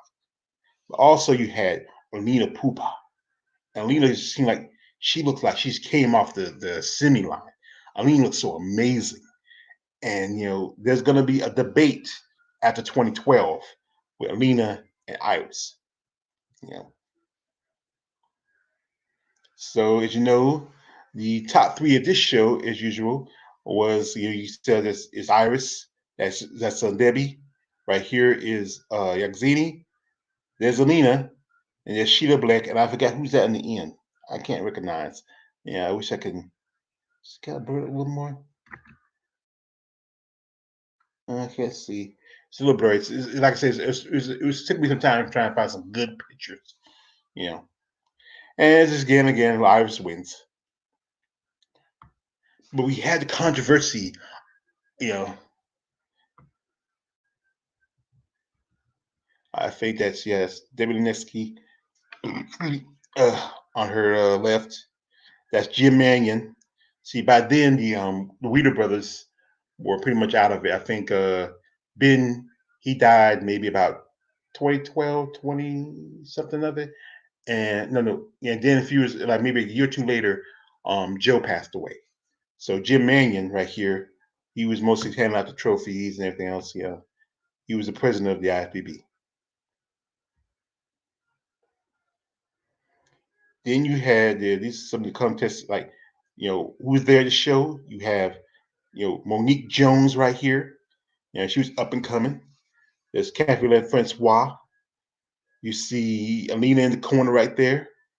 There's Yaxini, and I forgot this chick's name. Yeah, I forgot.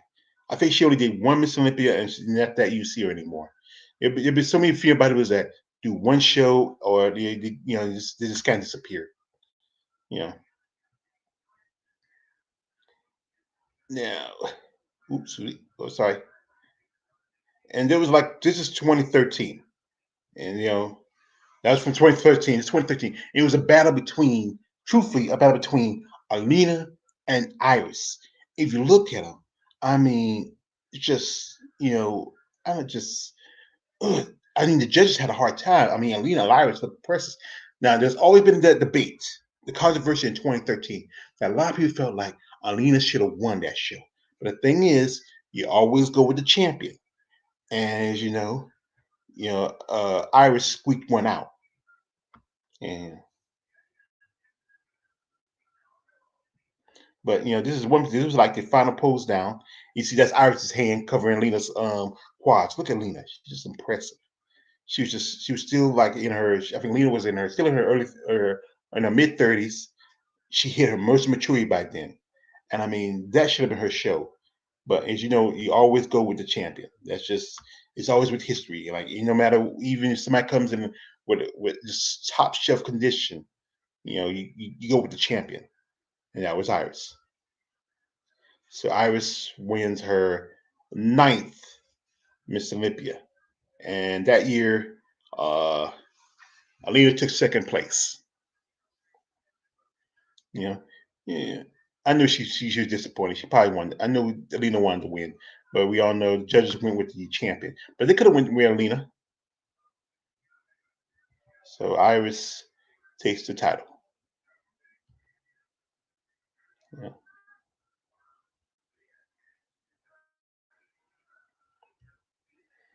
So, and then comes the fall, 2014. And this is where a lot of people felt like this is debate. This is true debate. A lot of people felt in 2014 Alina should have won, and they felt like if she won in 2014, there could have been a 2015 Miss Olympia. Now, right here you have Alina, and this is with a collage I made. Yeah, Alina and Iris.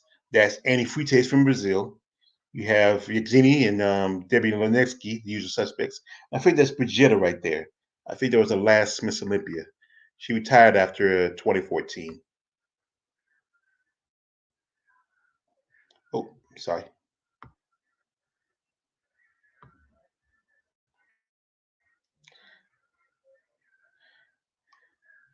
And and Lena just looked impressive. Look at her lats. Look at her quads. Look at her calves. Sad thing was that after around 2015, Alina had surgery and she lost. I think it was a left or I think it was a left or right calf, one of them. And Alina just looked impressive. That should have been her show to win. But as I said before, and I'm always going to say, you always go with the champion. And you know who was the champion? Who won the show that year, and that was Iris. This is like this is like a battle between Iris and Lena. I mean, just look, the tricep pose, side chest. Look at the quads. I mean, I think Alina's abs look more in than Iris's. Yeah, but I think just I'm a fan. I'm not a judge. So yeah, and the title went to Iris. And what happened? That was it. After 2014, the IFBB decided to no longer sanction female bodybuilding. It was that was the end.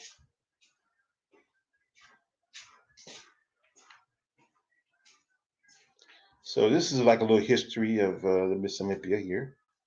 As you know, you had the first Miss Olympia, Rachel McLeish from 80 to 82. Then the lady from Finland in 81. You know.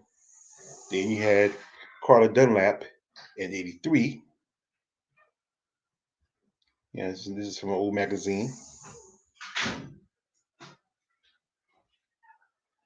Then you had Corey from '84 to '89. Then you had Linda from '90 to '96. Now she competed in '97, but she was Miss Olympia in '96. Actually '95, but she was still Miss Olympia in '96. Then you had Kim from uh, '96 to '99. These are just their placings, you know, at the shows in their careers. These are, their careers and their placings.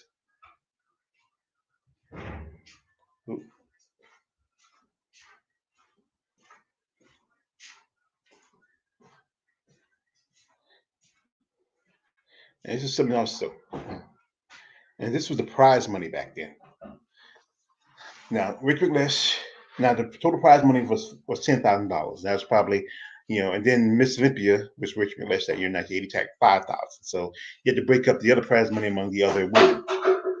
Then by '81, it went to 10,000, and the prize 20 money was 25,000.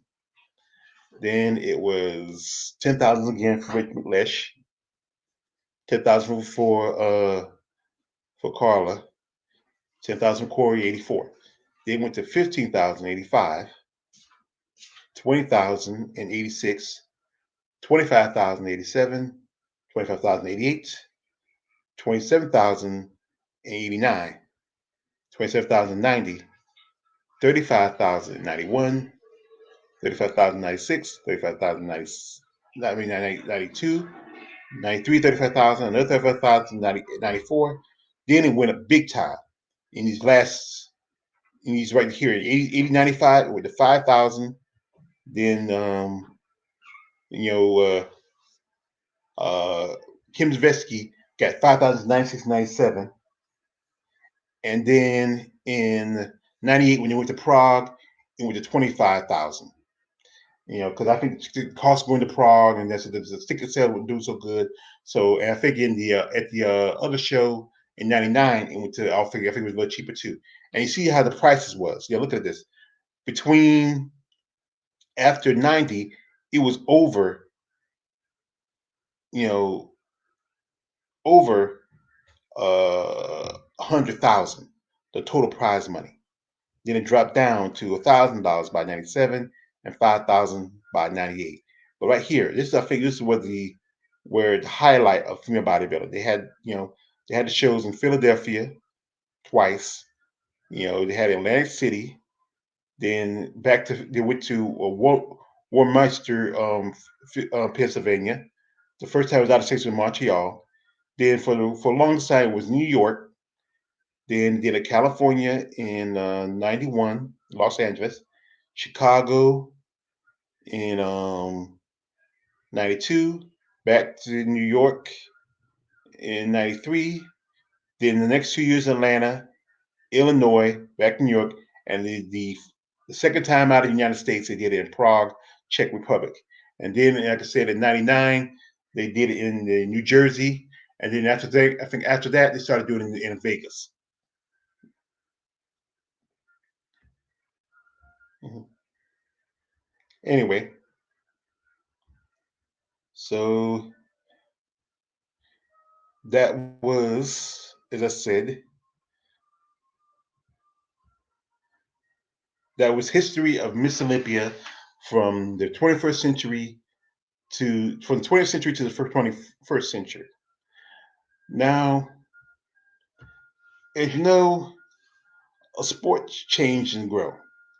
And this year is the upcoming Miss Olympia. Miss Olympia is returning to the Olympia weekend. And so much history that this sport has brought. You know, so many great legends that, has come from this. As you know, you have like I said again, you have the original, the first Miss Olympia, Corey Everson. Then you had at least 12 women who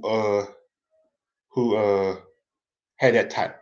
About 11, actually 11. When we're going to count, you're going to say 10 because you had the co-Miss Olympiads. You had, so you had Corey, you had McNesh 88 to 80 to 82. The chick from Finland in 81. Carla in 83. Then you had Corey from 84 to 89.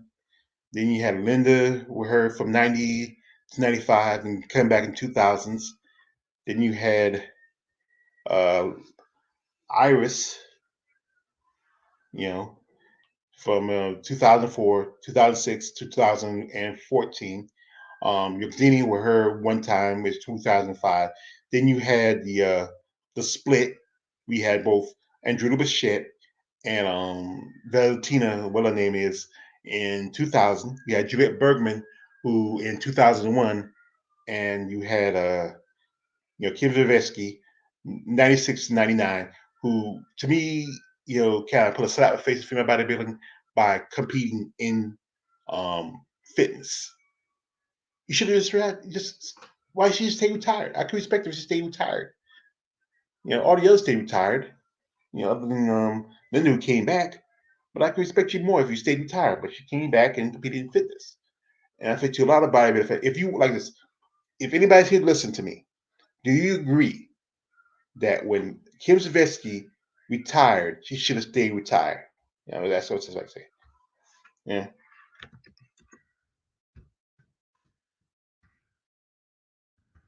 Bless you.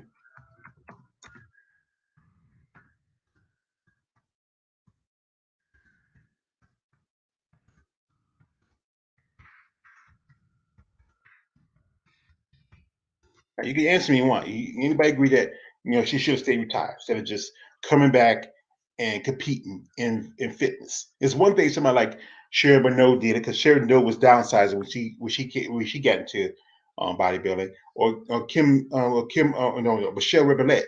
Remember Michelle Rebellette was like barely 5 foot tall, and it's hard for any women who are short to really do well in pro bodybuilding. It's very hard. That's why I created the physique competition. I think it's created for the more smaller women who can't put as much muscle on their frame. That's what physique was created for. So these are the legends and these are the ladies. And as you know, two are returning. As you know, Iris and Yelzini are returning for this year's Miss Olympia. You know, so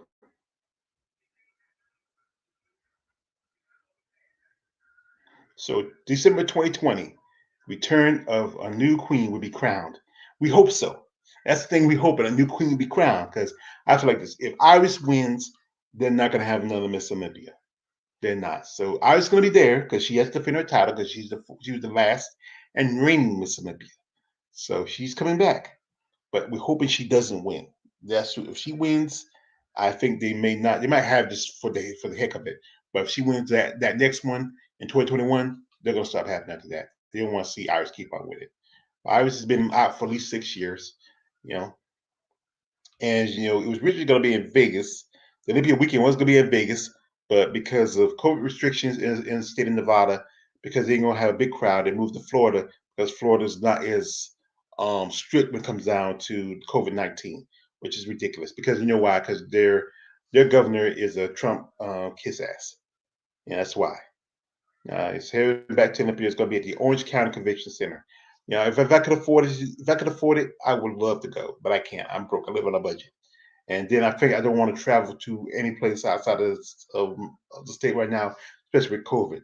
Until they get the COVID rates down and get control of this thing, I'm not gonna do any traveling. I might want to save some money. I might want to go, but right now I want to do any traveling with this COVID going around. So we have the future of bodybuilding coming up, as you know, and we know, as I said before, we had the return of Iris Kyle. Also, we have one woman who could be a possible Miss Olympia, and that's Andrea Bichette. And also, we have a lady here who's been to Miss Olympia before in the past. She made her debut in Miss Olympia back in 2003, Hella Trevino. Now, this is the list of the ladies at the show. You know, you have Irene Anderson from Sweden, Mila Ash, or Shauna Boswell. You know, she made enough points to be able to make the show because she placed second in a couple of shows. She placed second at the Omaha. I think she took third at the Savannah, and I think she took New York, and she took second at the Chicago Pro. Kim Buck, who took second at Savannah, who I think she took third in New York Pro, and I think she took third at the Chicago. I forgot it. Vicki Chartrand, who competed at the Rising Phoenix, and the reason why she's there because she placed in the top five at the Rising Phoenix at 2019 Rising Phoenix. Now, here's the problem here, and here's the problem. We have Munya Goriasa. There's a chance that she may not make it because Munya lives in Italy. And right now, Europe has very strict COVID restrictions. You know, Italy has spiked. And the thing with that is that you have to quarantine in a certain, like Turkey or Mexico, where the COVID rates are very low. For these, you have to quarantine these 14 days. And, you know, Irene, she did 16. And she did the Rise of Phoenix show. Also, Alina Habani, she's from Czech Republic. We might not see her. I went to officially have the official list. I do a video. Teresa Envik, who won the Chicago Pro. Monique Jones placed in the top five at the Rising Phoenix. The return of Miss Olympia Iris Kyle. You have Janine Lukowski, who got enough points to compete at the Olympia. Margie V. Martin, who did compete at the Rising Phoenix, but she took second place at the Rising Phoenix last year. LaDonna Day, who won the Tampa Bay Pro. Yaxeni Okeen, returning Miss Olympia. Andrea Shaw, who won the Omaha Pro and just won the Rising Phoenix. Heather Trevino, who won last year's Rising Phoenix, who took second place at this year's.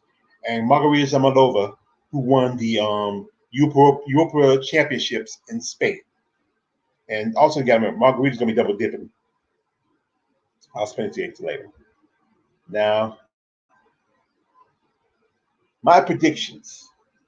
I feel like Margie can win this show. Margie took some time off. She concentrated. She's training. You know, she wanted to focus for this show because this is a big show for her. So she skipped the Rise Phoenix for that reason.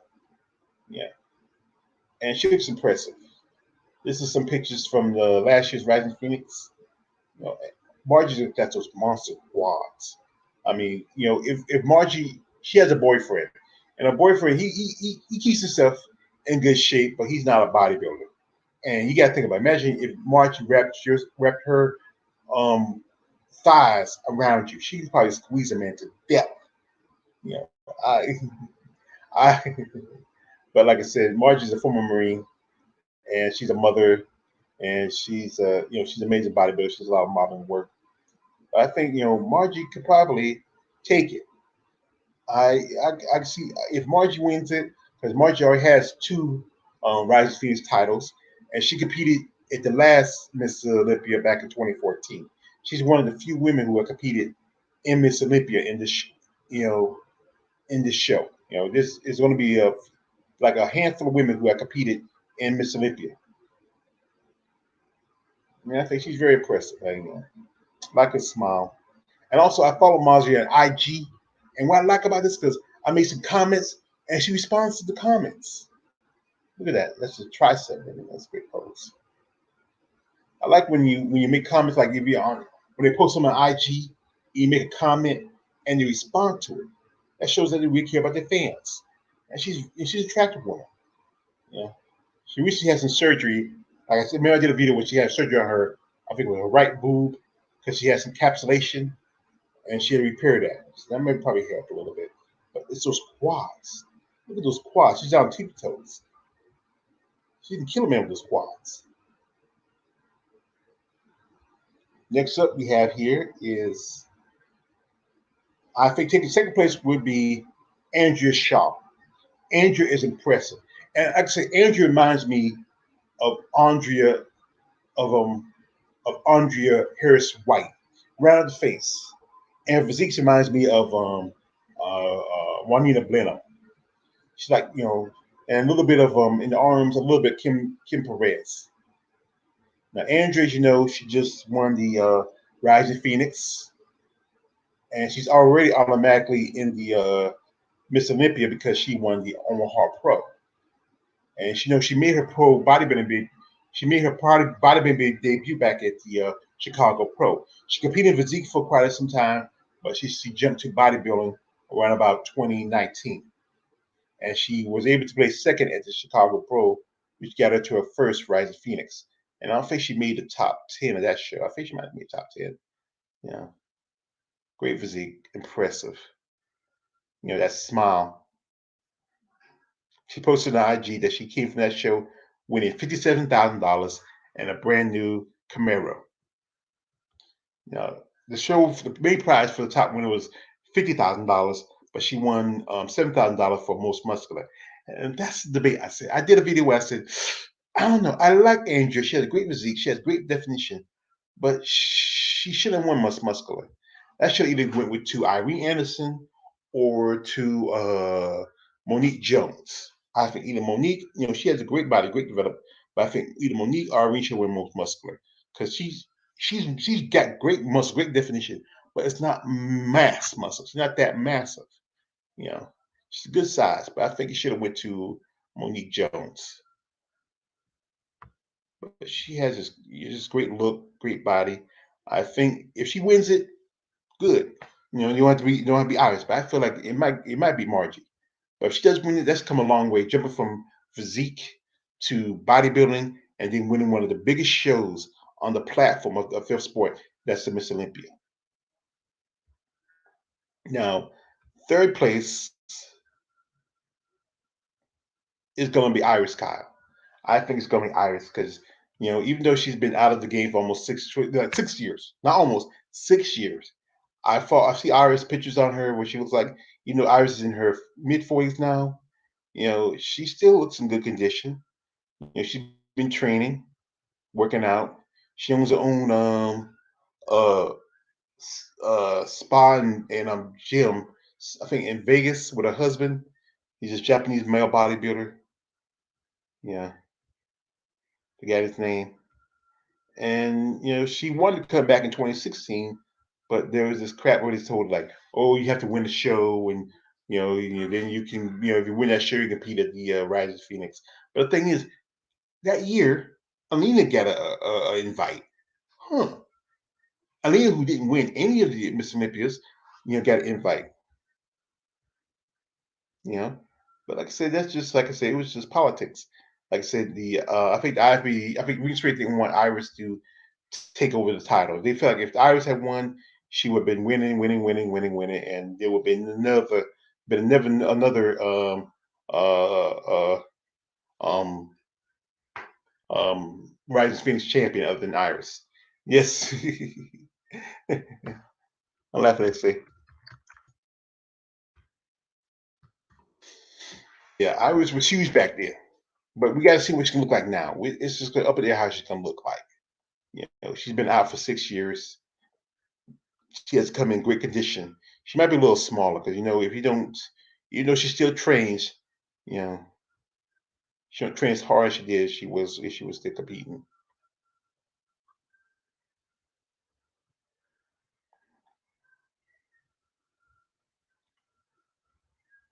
Like I said, it's just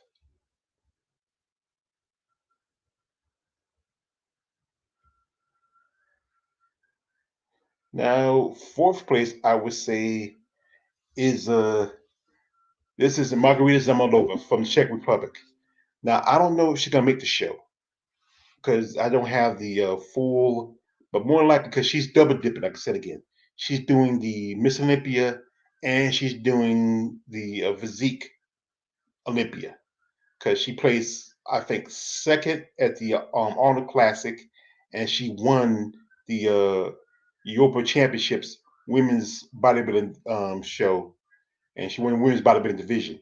So she's gonna double dip. And more likely, what she did was she might have quarantined Turkey because she didn't want to miss the Olympia.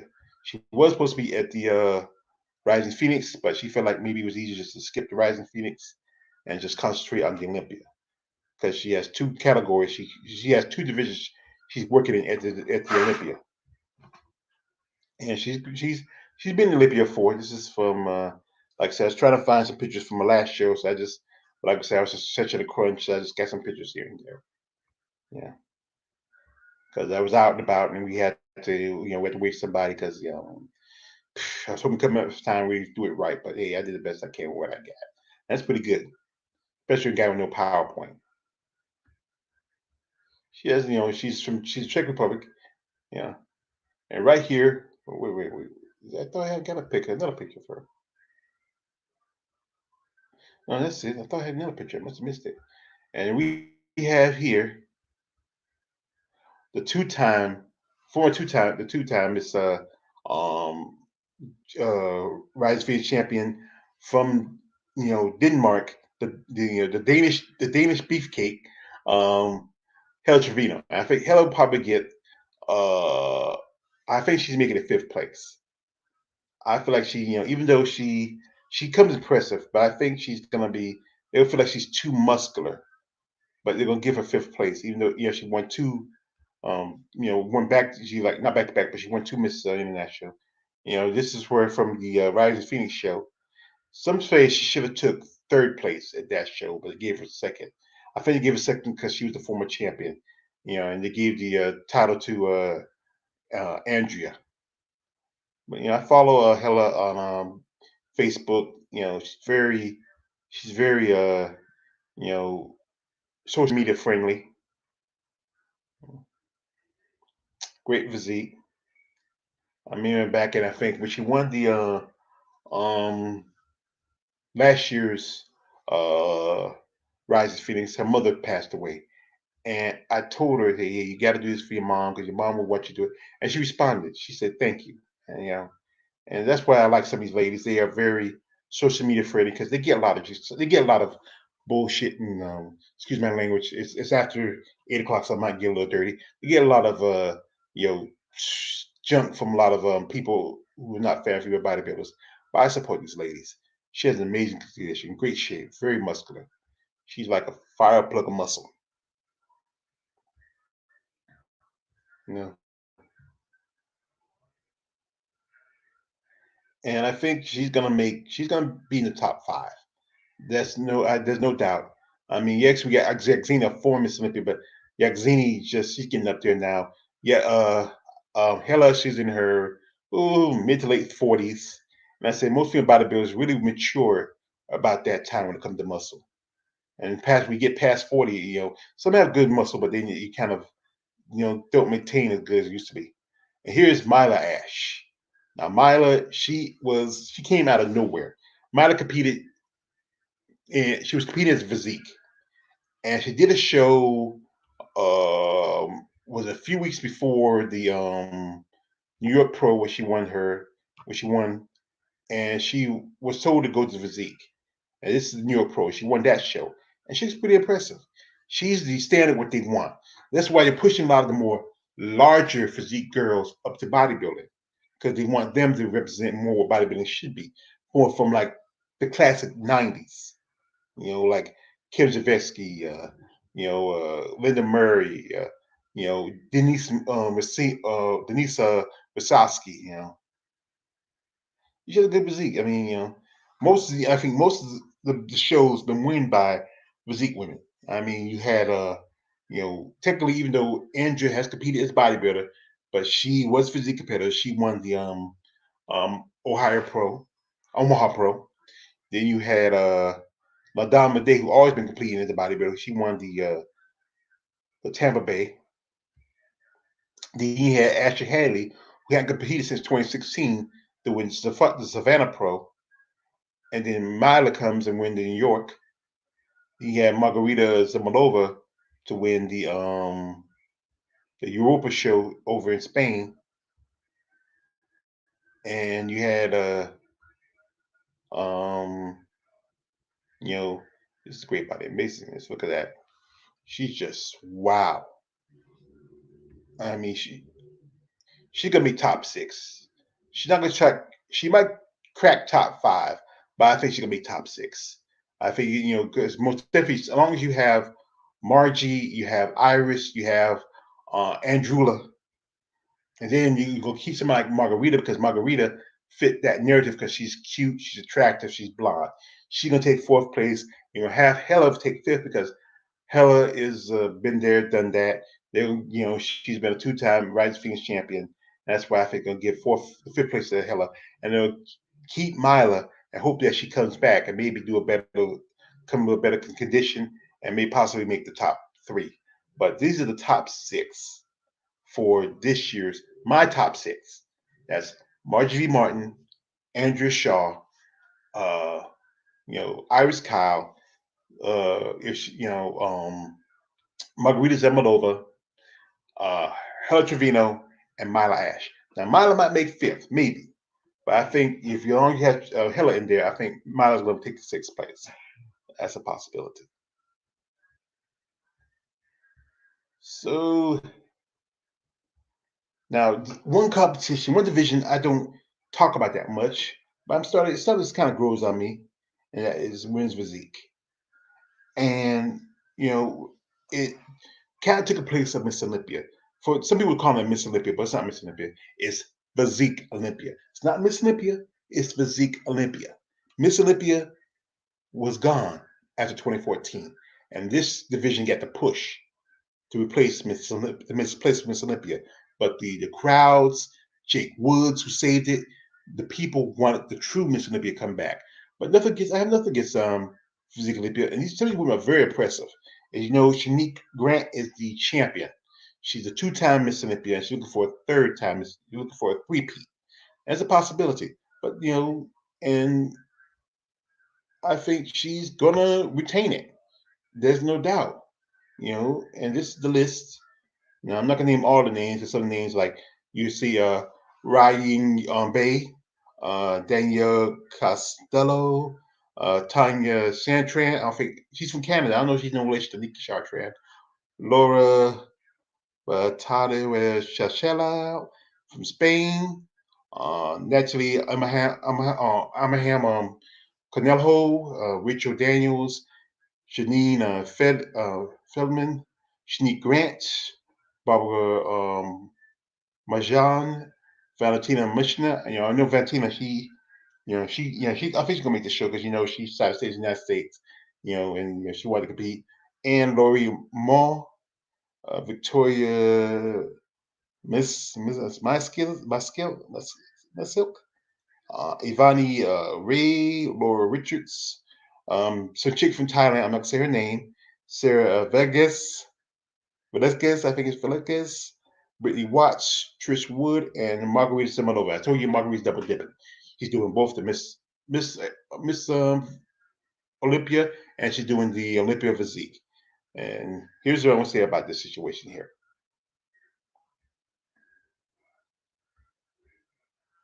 Now, most definitely, we know who's going to be the champion, and that is Janique Grant.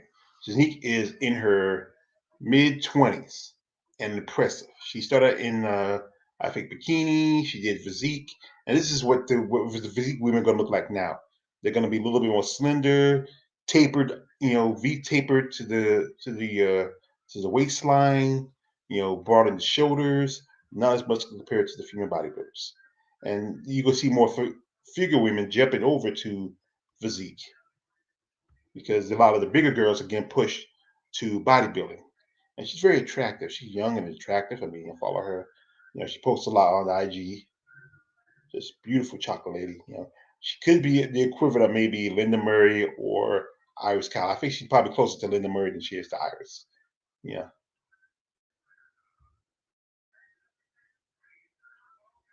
And she has a great physique, a great look. She's young. There was a story where years ago she had a contest. She was attacked by somebody. She was stabbed, and that's sad. But she has a great physique, lean, tall. I don't want to say tall, but lean. She has a lean physique, but enough muscle.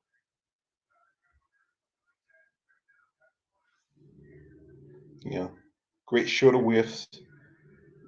See how the waistline tapers in. Look at the lats. Look at the quads. Not too big. The biceps are not too big, but just big enough. And look at the quads. She's doing tippy toe. That's where you like to do tippy toe. Look at the middle. The middle's so big it's covering her whole abs. But she's attractive. That's one thing I think about it, because she keeps that her femininity look to her. The full lips, the long eyelashes.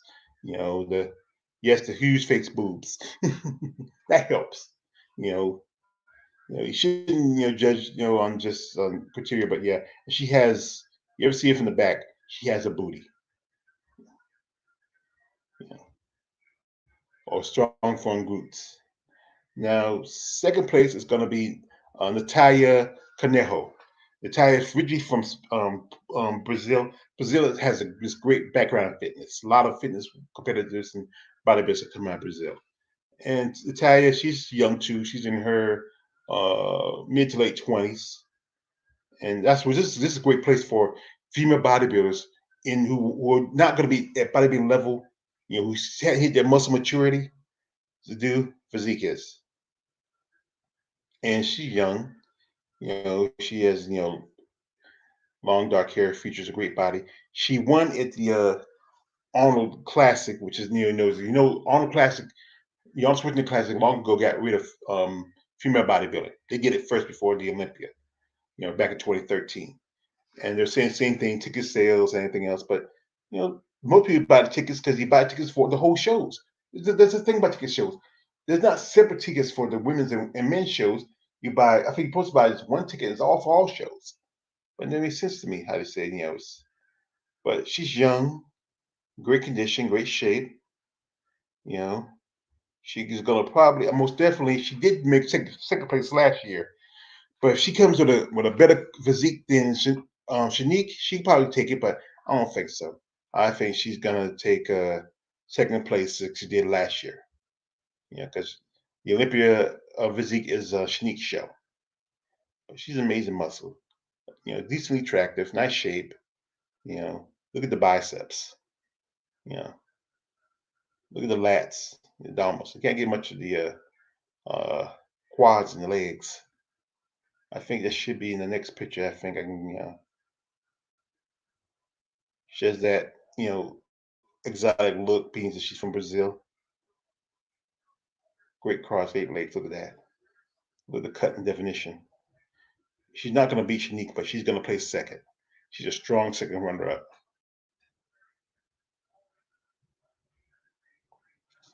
So next, taking third place, she's called the real Lois Lane, and that is Rachel Daniels. And Rachel is a great poser, and this is what and Rachel's small. She's like maybe about 5'2", 5'3", maybe 5'1". She's a little more leaner compared to some ladies. She does not have breast implants, but she does have a lot of tattoos. And I think the tattoos, I don't know. I'm saying third, but the judges overlooked the tattoos. She's taking third place. And I think her posing is going to win her because she's a great poser. She doesn't guess posing. And this thing about her, she won national at a nationals. She just won her pro card, and then no more than a week or two later, she wins the New York Pro. Savannah or New York Pro? It's one of them. I forgot. Like I said, I don't keep up with the physique women as much. I should have really, if I had time, I should have written down when she won her, what show she won. But she has amazing physique, and she's a great poser, and she's very, just confident. And like I said, I see her. She has that look to her, you know. But I think, like I said, she should get third. But there's a good chance that the judges are going to penalize her for a tattoo, especially if one on her chest. And years ago, she had some surgery on her back, and she has this crazy back tattoo where it covers the scars from her surgery. And I think that might hurt her a bit. She has a great back, you know, great definition. Look at the glutes. Look at the calves. Yeah, look at the calves. You know, compact muscle.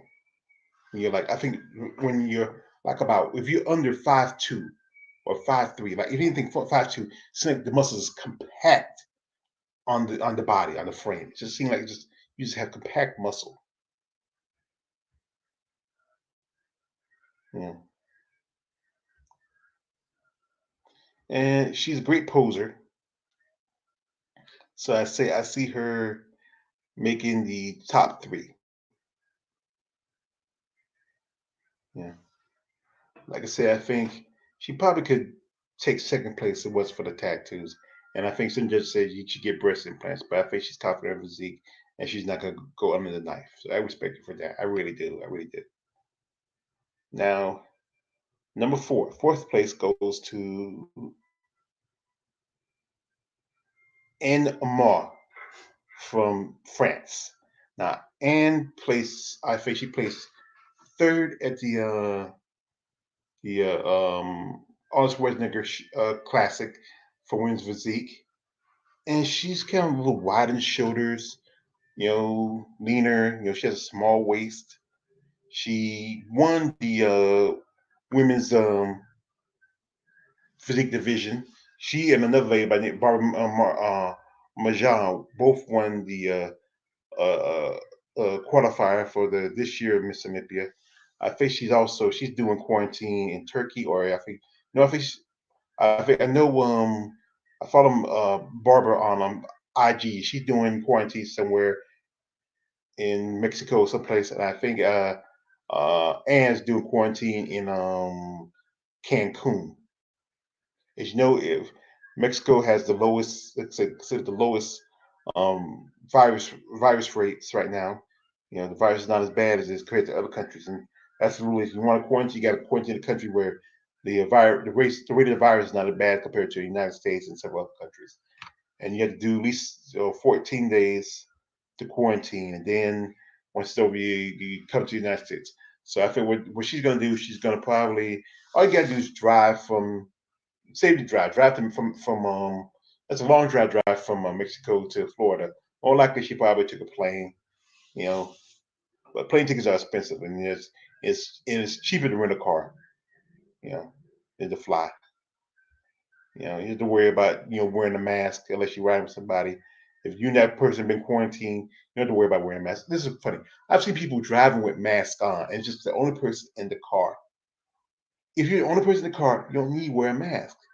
And if you're in a car with somebody, you're certain they don't have the virus, you don't have to wear a mask. But if you feel like they have the virus, wear a mask. Be safe. That's true. But if it's just you in the car, there's no point wearing a mask. It's ridiculous. I'm going to do a video about that.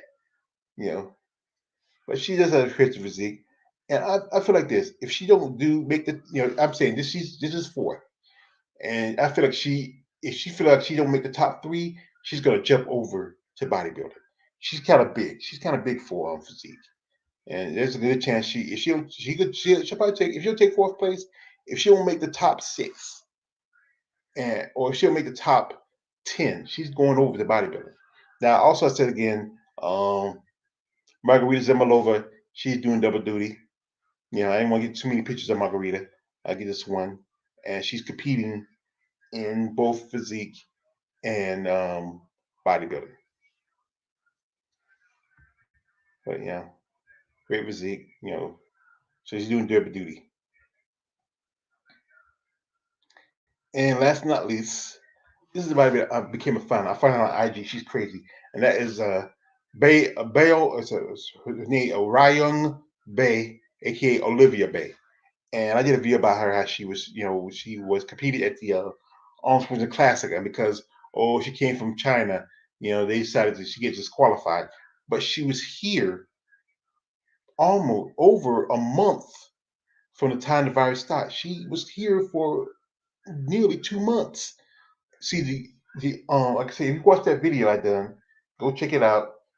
It should be in the description.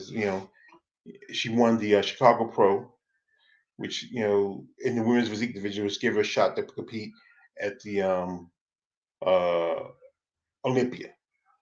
And she also competed at another show, was a couple weeks before that, but she got fifth place. But I follow her on Instagram. She's pretty cool. She's wild. Yeah, she just had a birthday a couple of days ago. So wish her a very happy birthday. You know, she has a great physique, a great look. This is from the Atlantic City, Atlantic Coast Championships, and she has a great physique, impressive. She's like being Chinese. She's small, but she packs on a good amount of muscle. She's very thick in the quads. I think she didn't came in the base shift this year because she made top five. She could have made top three compared to when she competed at Chicago Pro. But my guess she just skipped the show. But like these ladies got to make some little money, and the best time to make money when they're competing. But she lives in Greensville, South Carolina. She's friends with Monique Jones. I mean, she did a video, telling Monique, hey, let's, I think they're gonna probably ride together down to the Olympia because they're friends. So why, come together, save the time, stay together, chill together. You're that good of friends. But you ever follow Olivia? She's crazy. She's on IG. She's wild. I like her. She has a nice personality, and I think she's gonna be in the top. She's gonna make the top six. That's true. She's making top six. If she get top five, that's good. But I think she can make top six. I think Margarita Zumbalova maybe take fifth place because she's gonna be too big as a physique competitor because she's doing bodybuilding. I mean, this is a great. She has a impressive physique. She's not overly too muscular. She's lean. Her biceps not that big. She has a little taper physique to her. She's kind of heavy around the quads, but she has a great physique. And I think there's a good chance that she'll make top six or maybe top five. Look at that. Look at her calf. And she's at least, I think, about 5 foot tall. And I said again, seeing like women who are like, under 5'3" just pack on great muscle. It seems like that shorter frame just packs on more muscle. So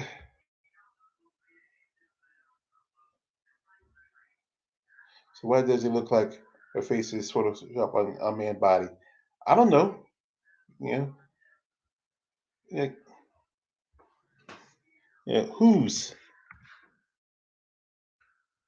XA? Hey, who face look like they showed a Photoshop on a man's body?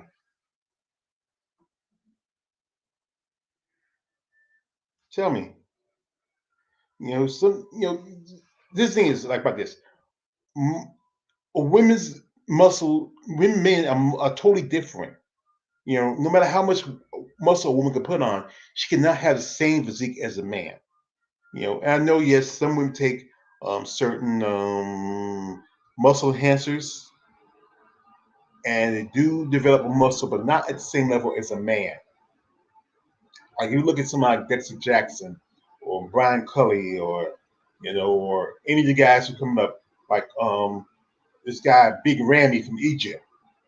No woman can get to the level of those guys, no matter how much she trains, or how much supplements or whatever steroids she take, she'll never get to that level. It's just physically impossible, I'd say. But anyway, this is just the history of Miss Olympia and also my predictions for the Olympia for both for physique and for female bodybuilding. Like I said, with physique, I don't follow as much, but there's some pretty impressive women. And I want to do this, like I said, next week. I'm trying to do a panel. I'm trying to do a panel. I already reached out to a couple of ladies. One is Rondalee Cashmere. Rondalee, she did an interview with me from a few months ago, and also to Brittany Big Lemonade Brooks. And we want to do a panel after the Miss Olympia and to judge who you feel like should have won, who shouldn't have won, who looked good, who didn't look good. And like this, any of you who follow me who want to come in and give your opinion, your thoughts, like I said, put your email in the comment section, in the live stream. I'll copy and paste it. I'll delete it because we know that we have these idiots and freaks out there who want to harass people, these trolls. and you want to come in and give your opinion and your thoughts, that'd be fine. I think with the problem with the StreamYard, I think you only get like 3 or 2 people in the stream. So I might, I think when I found out that Brittany Brooks, she got a second job. She says she can't make it, and I'm still crossing my fingers about um Rhonda Lee. Rhonda Lee, she, like I said, Rhonda Lee is she's dealing with cancer, and sometimes she has a good days and a bad days. And she just had a birthday last week. Her birthday was the 11th, and I wish her a very happy birthday. Also, I sent a little gift card for her birthday. It's called birthday slash Christmas gift. I hope she enjoys it. And and like I said, if I can't get them on, XA, would you want to come on and do a live stream with me? If you send me your email, and also, I'm surprised Aaron hadn't come on, or Jared. They usually come on when they do a MuscleTalk Mondays. But I guess they're busy. It's the holiday. Everybody's shopping and getting Christmas. So anyway, I want to thank y'all for coming in and listening to my MuscleTalk Mondays, episode 12, and the history. And I hope you found something about this. I hope I educate you about Miss Olympia. You know, and I hope you understand what these women have gone through, how they want to, be accepted as athletes. They're not monsters, not freaks. These are women who want to be accepted as athletes. And if they make you uncomfortable, that's on you. It's not their job to make you feel comfortable. But if you're comfortable, like here's one thing. I talked to a couple of bodybuilders, and they said we used to go to the Olympia, there was this place called the Gator Bar. It was a bar inside of the motel used to do the Olympia at. And or was it from I can't remember, it was Olympia or whatever. And I used to go out there and hang out. And you see a lot of regular looking dudes. Some guys come to the show, some guys who compete at the show, or just guys, photographers, whatever. And oh, show. Oh, you mean Olivia? Oh,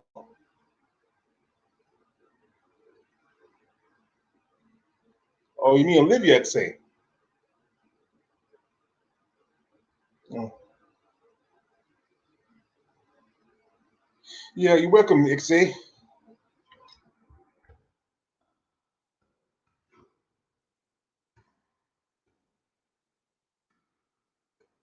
Yeah.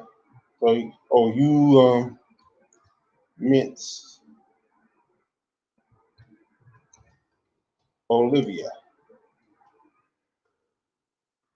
Well, actually, you should follow Olivia. She's wild. She's crazy. I like her videos. She crazy. She posts some crazy videos on IG. You should follow Olivia. But anyway, I would say that I was thinking about watching the Olympia. I have to watch all the other shows to get to Miss Olympia, and the show costs like about $60. Truthfully, that's cheaper than what the UFC was charging for the last pay-per-view. But I live on a budget, and I don't think so. I probably what I do. Usually, somebody put a bootleg or something like that on YouTube, or they'll somebody would bootleg it on another thing. I'll try to watch it. If not, I just look at the pictures. And like I said, I'm planning. Like I said, yeah.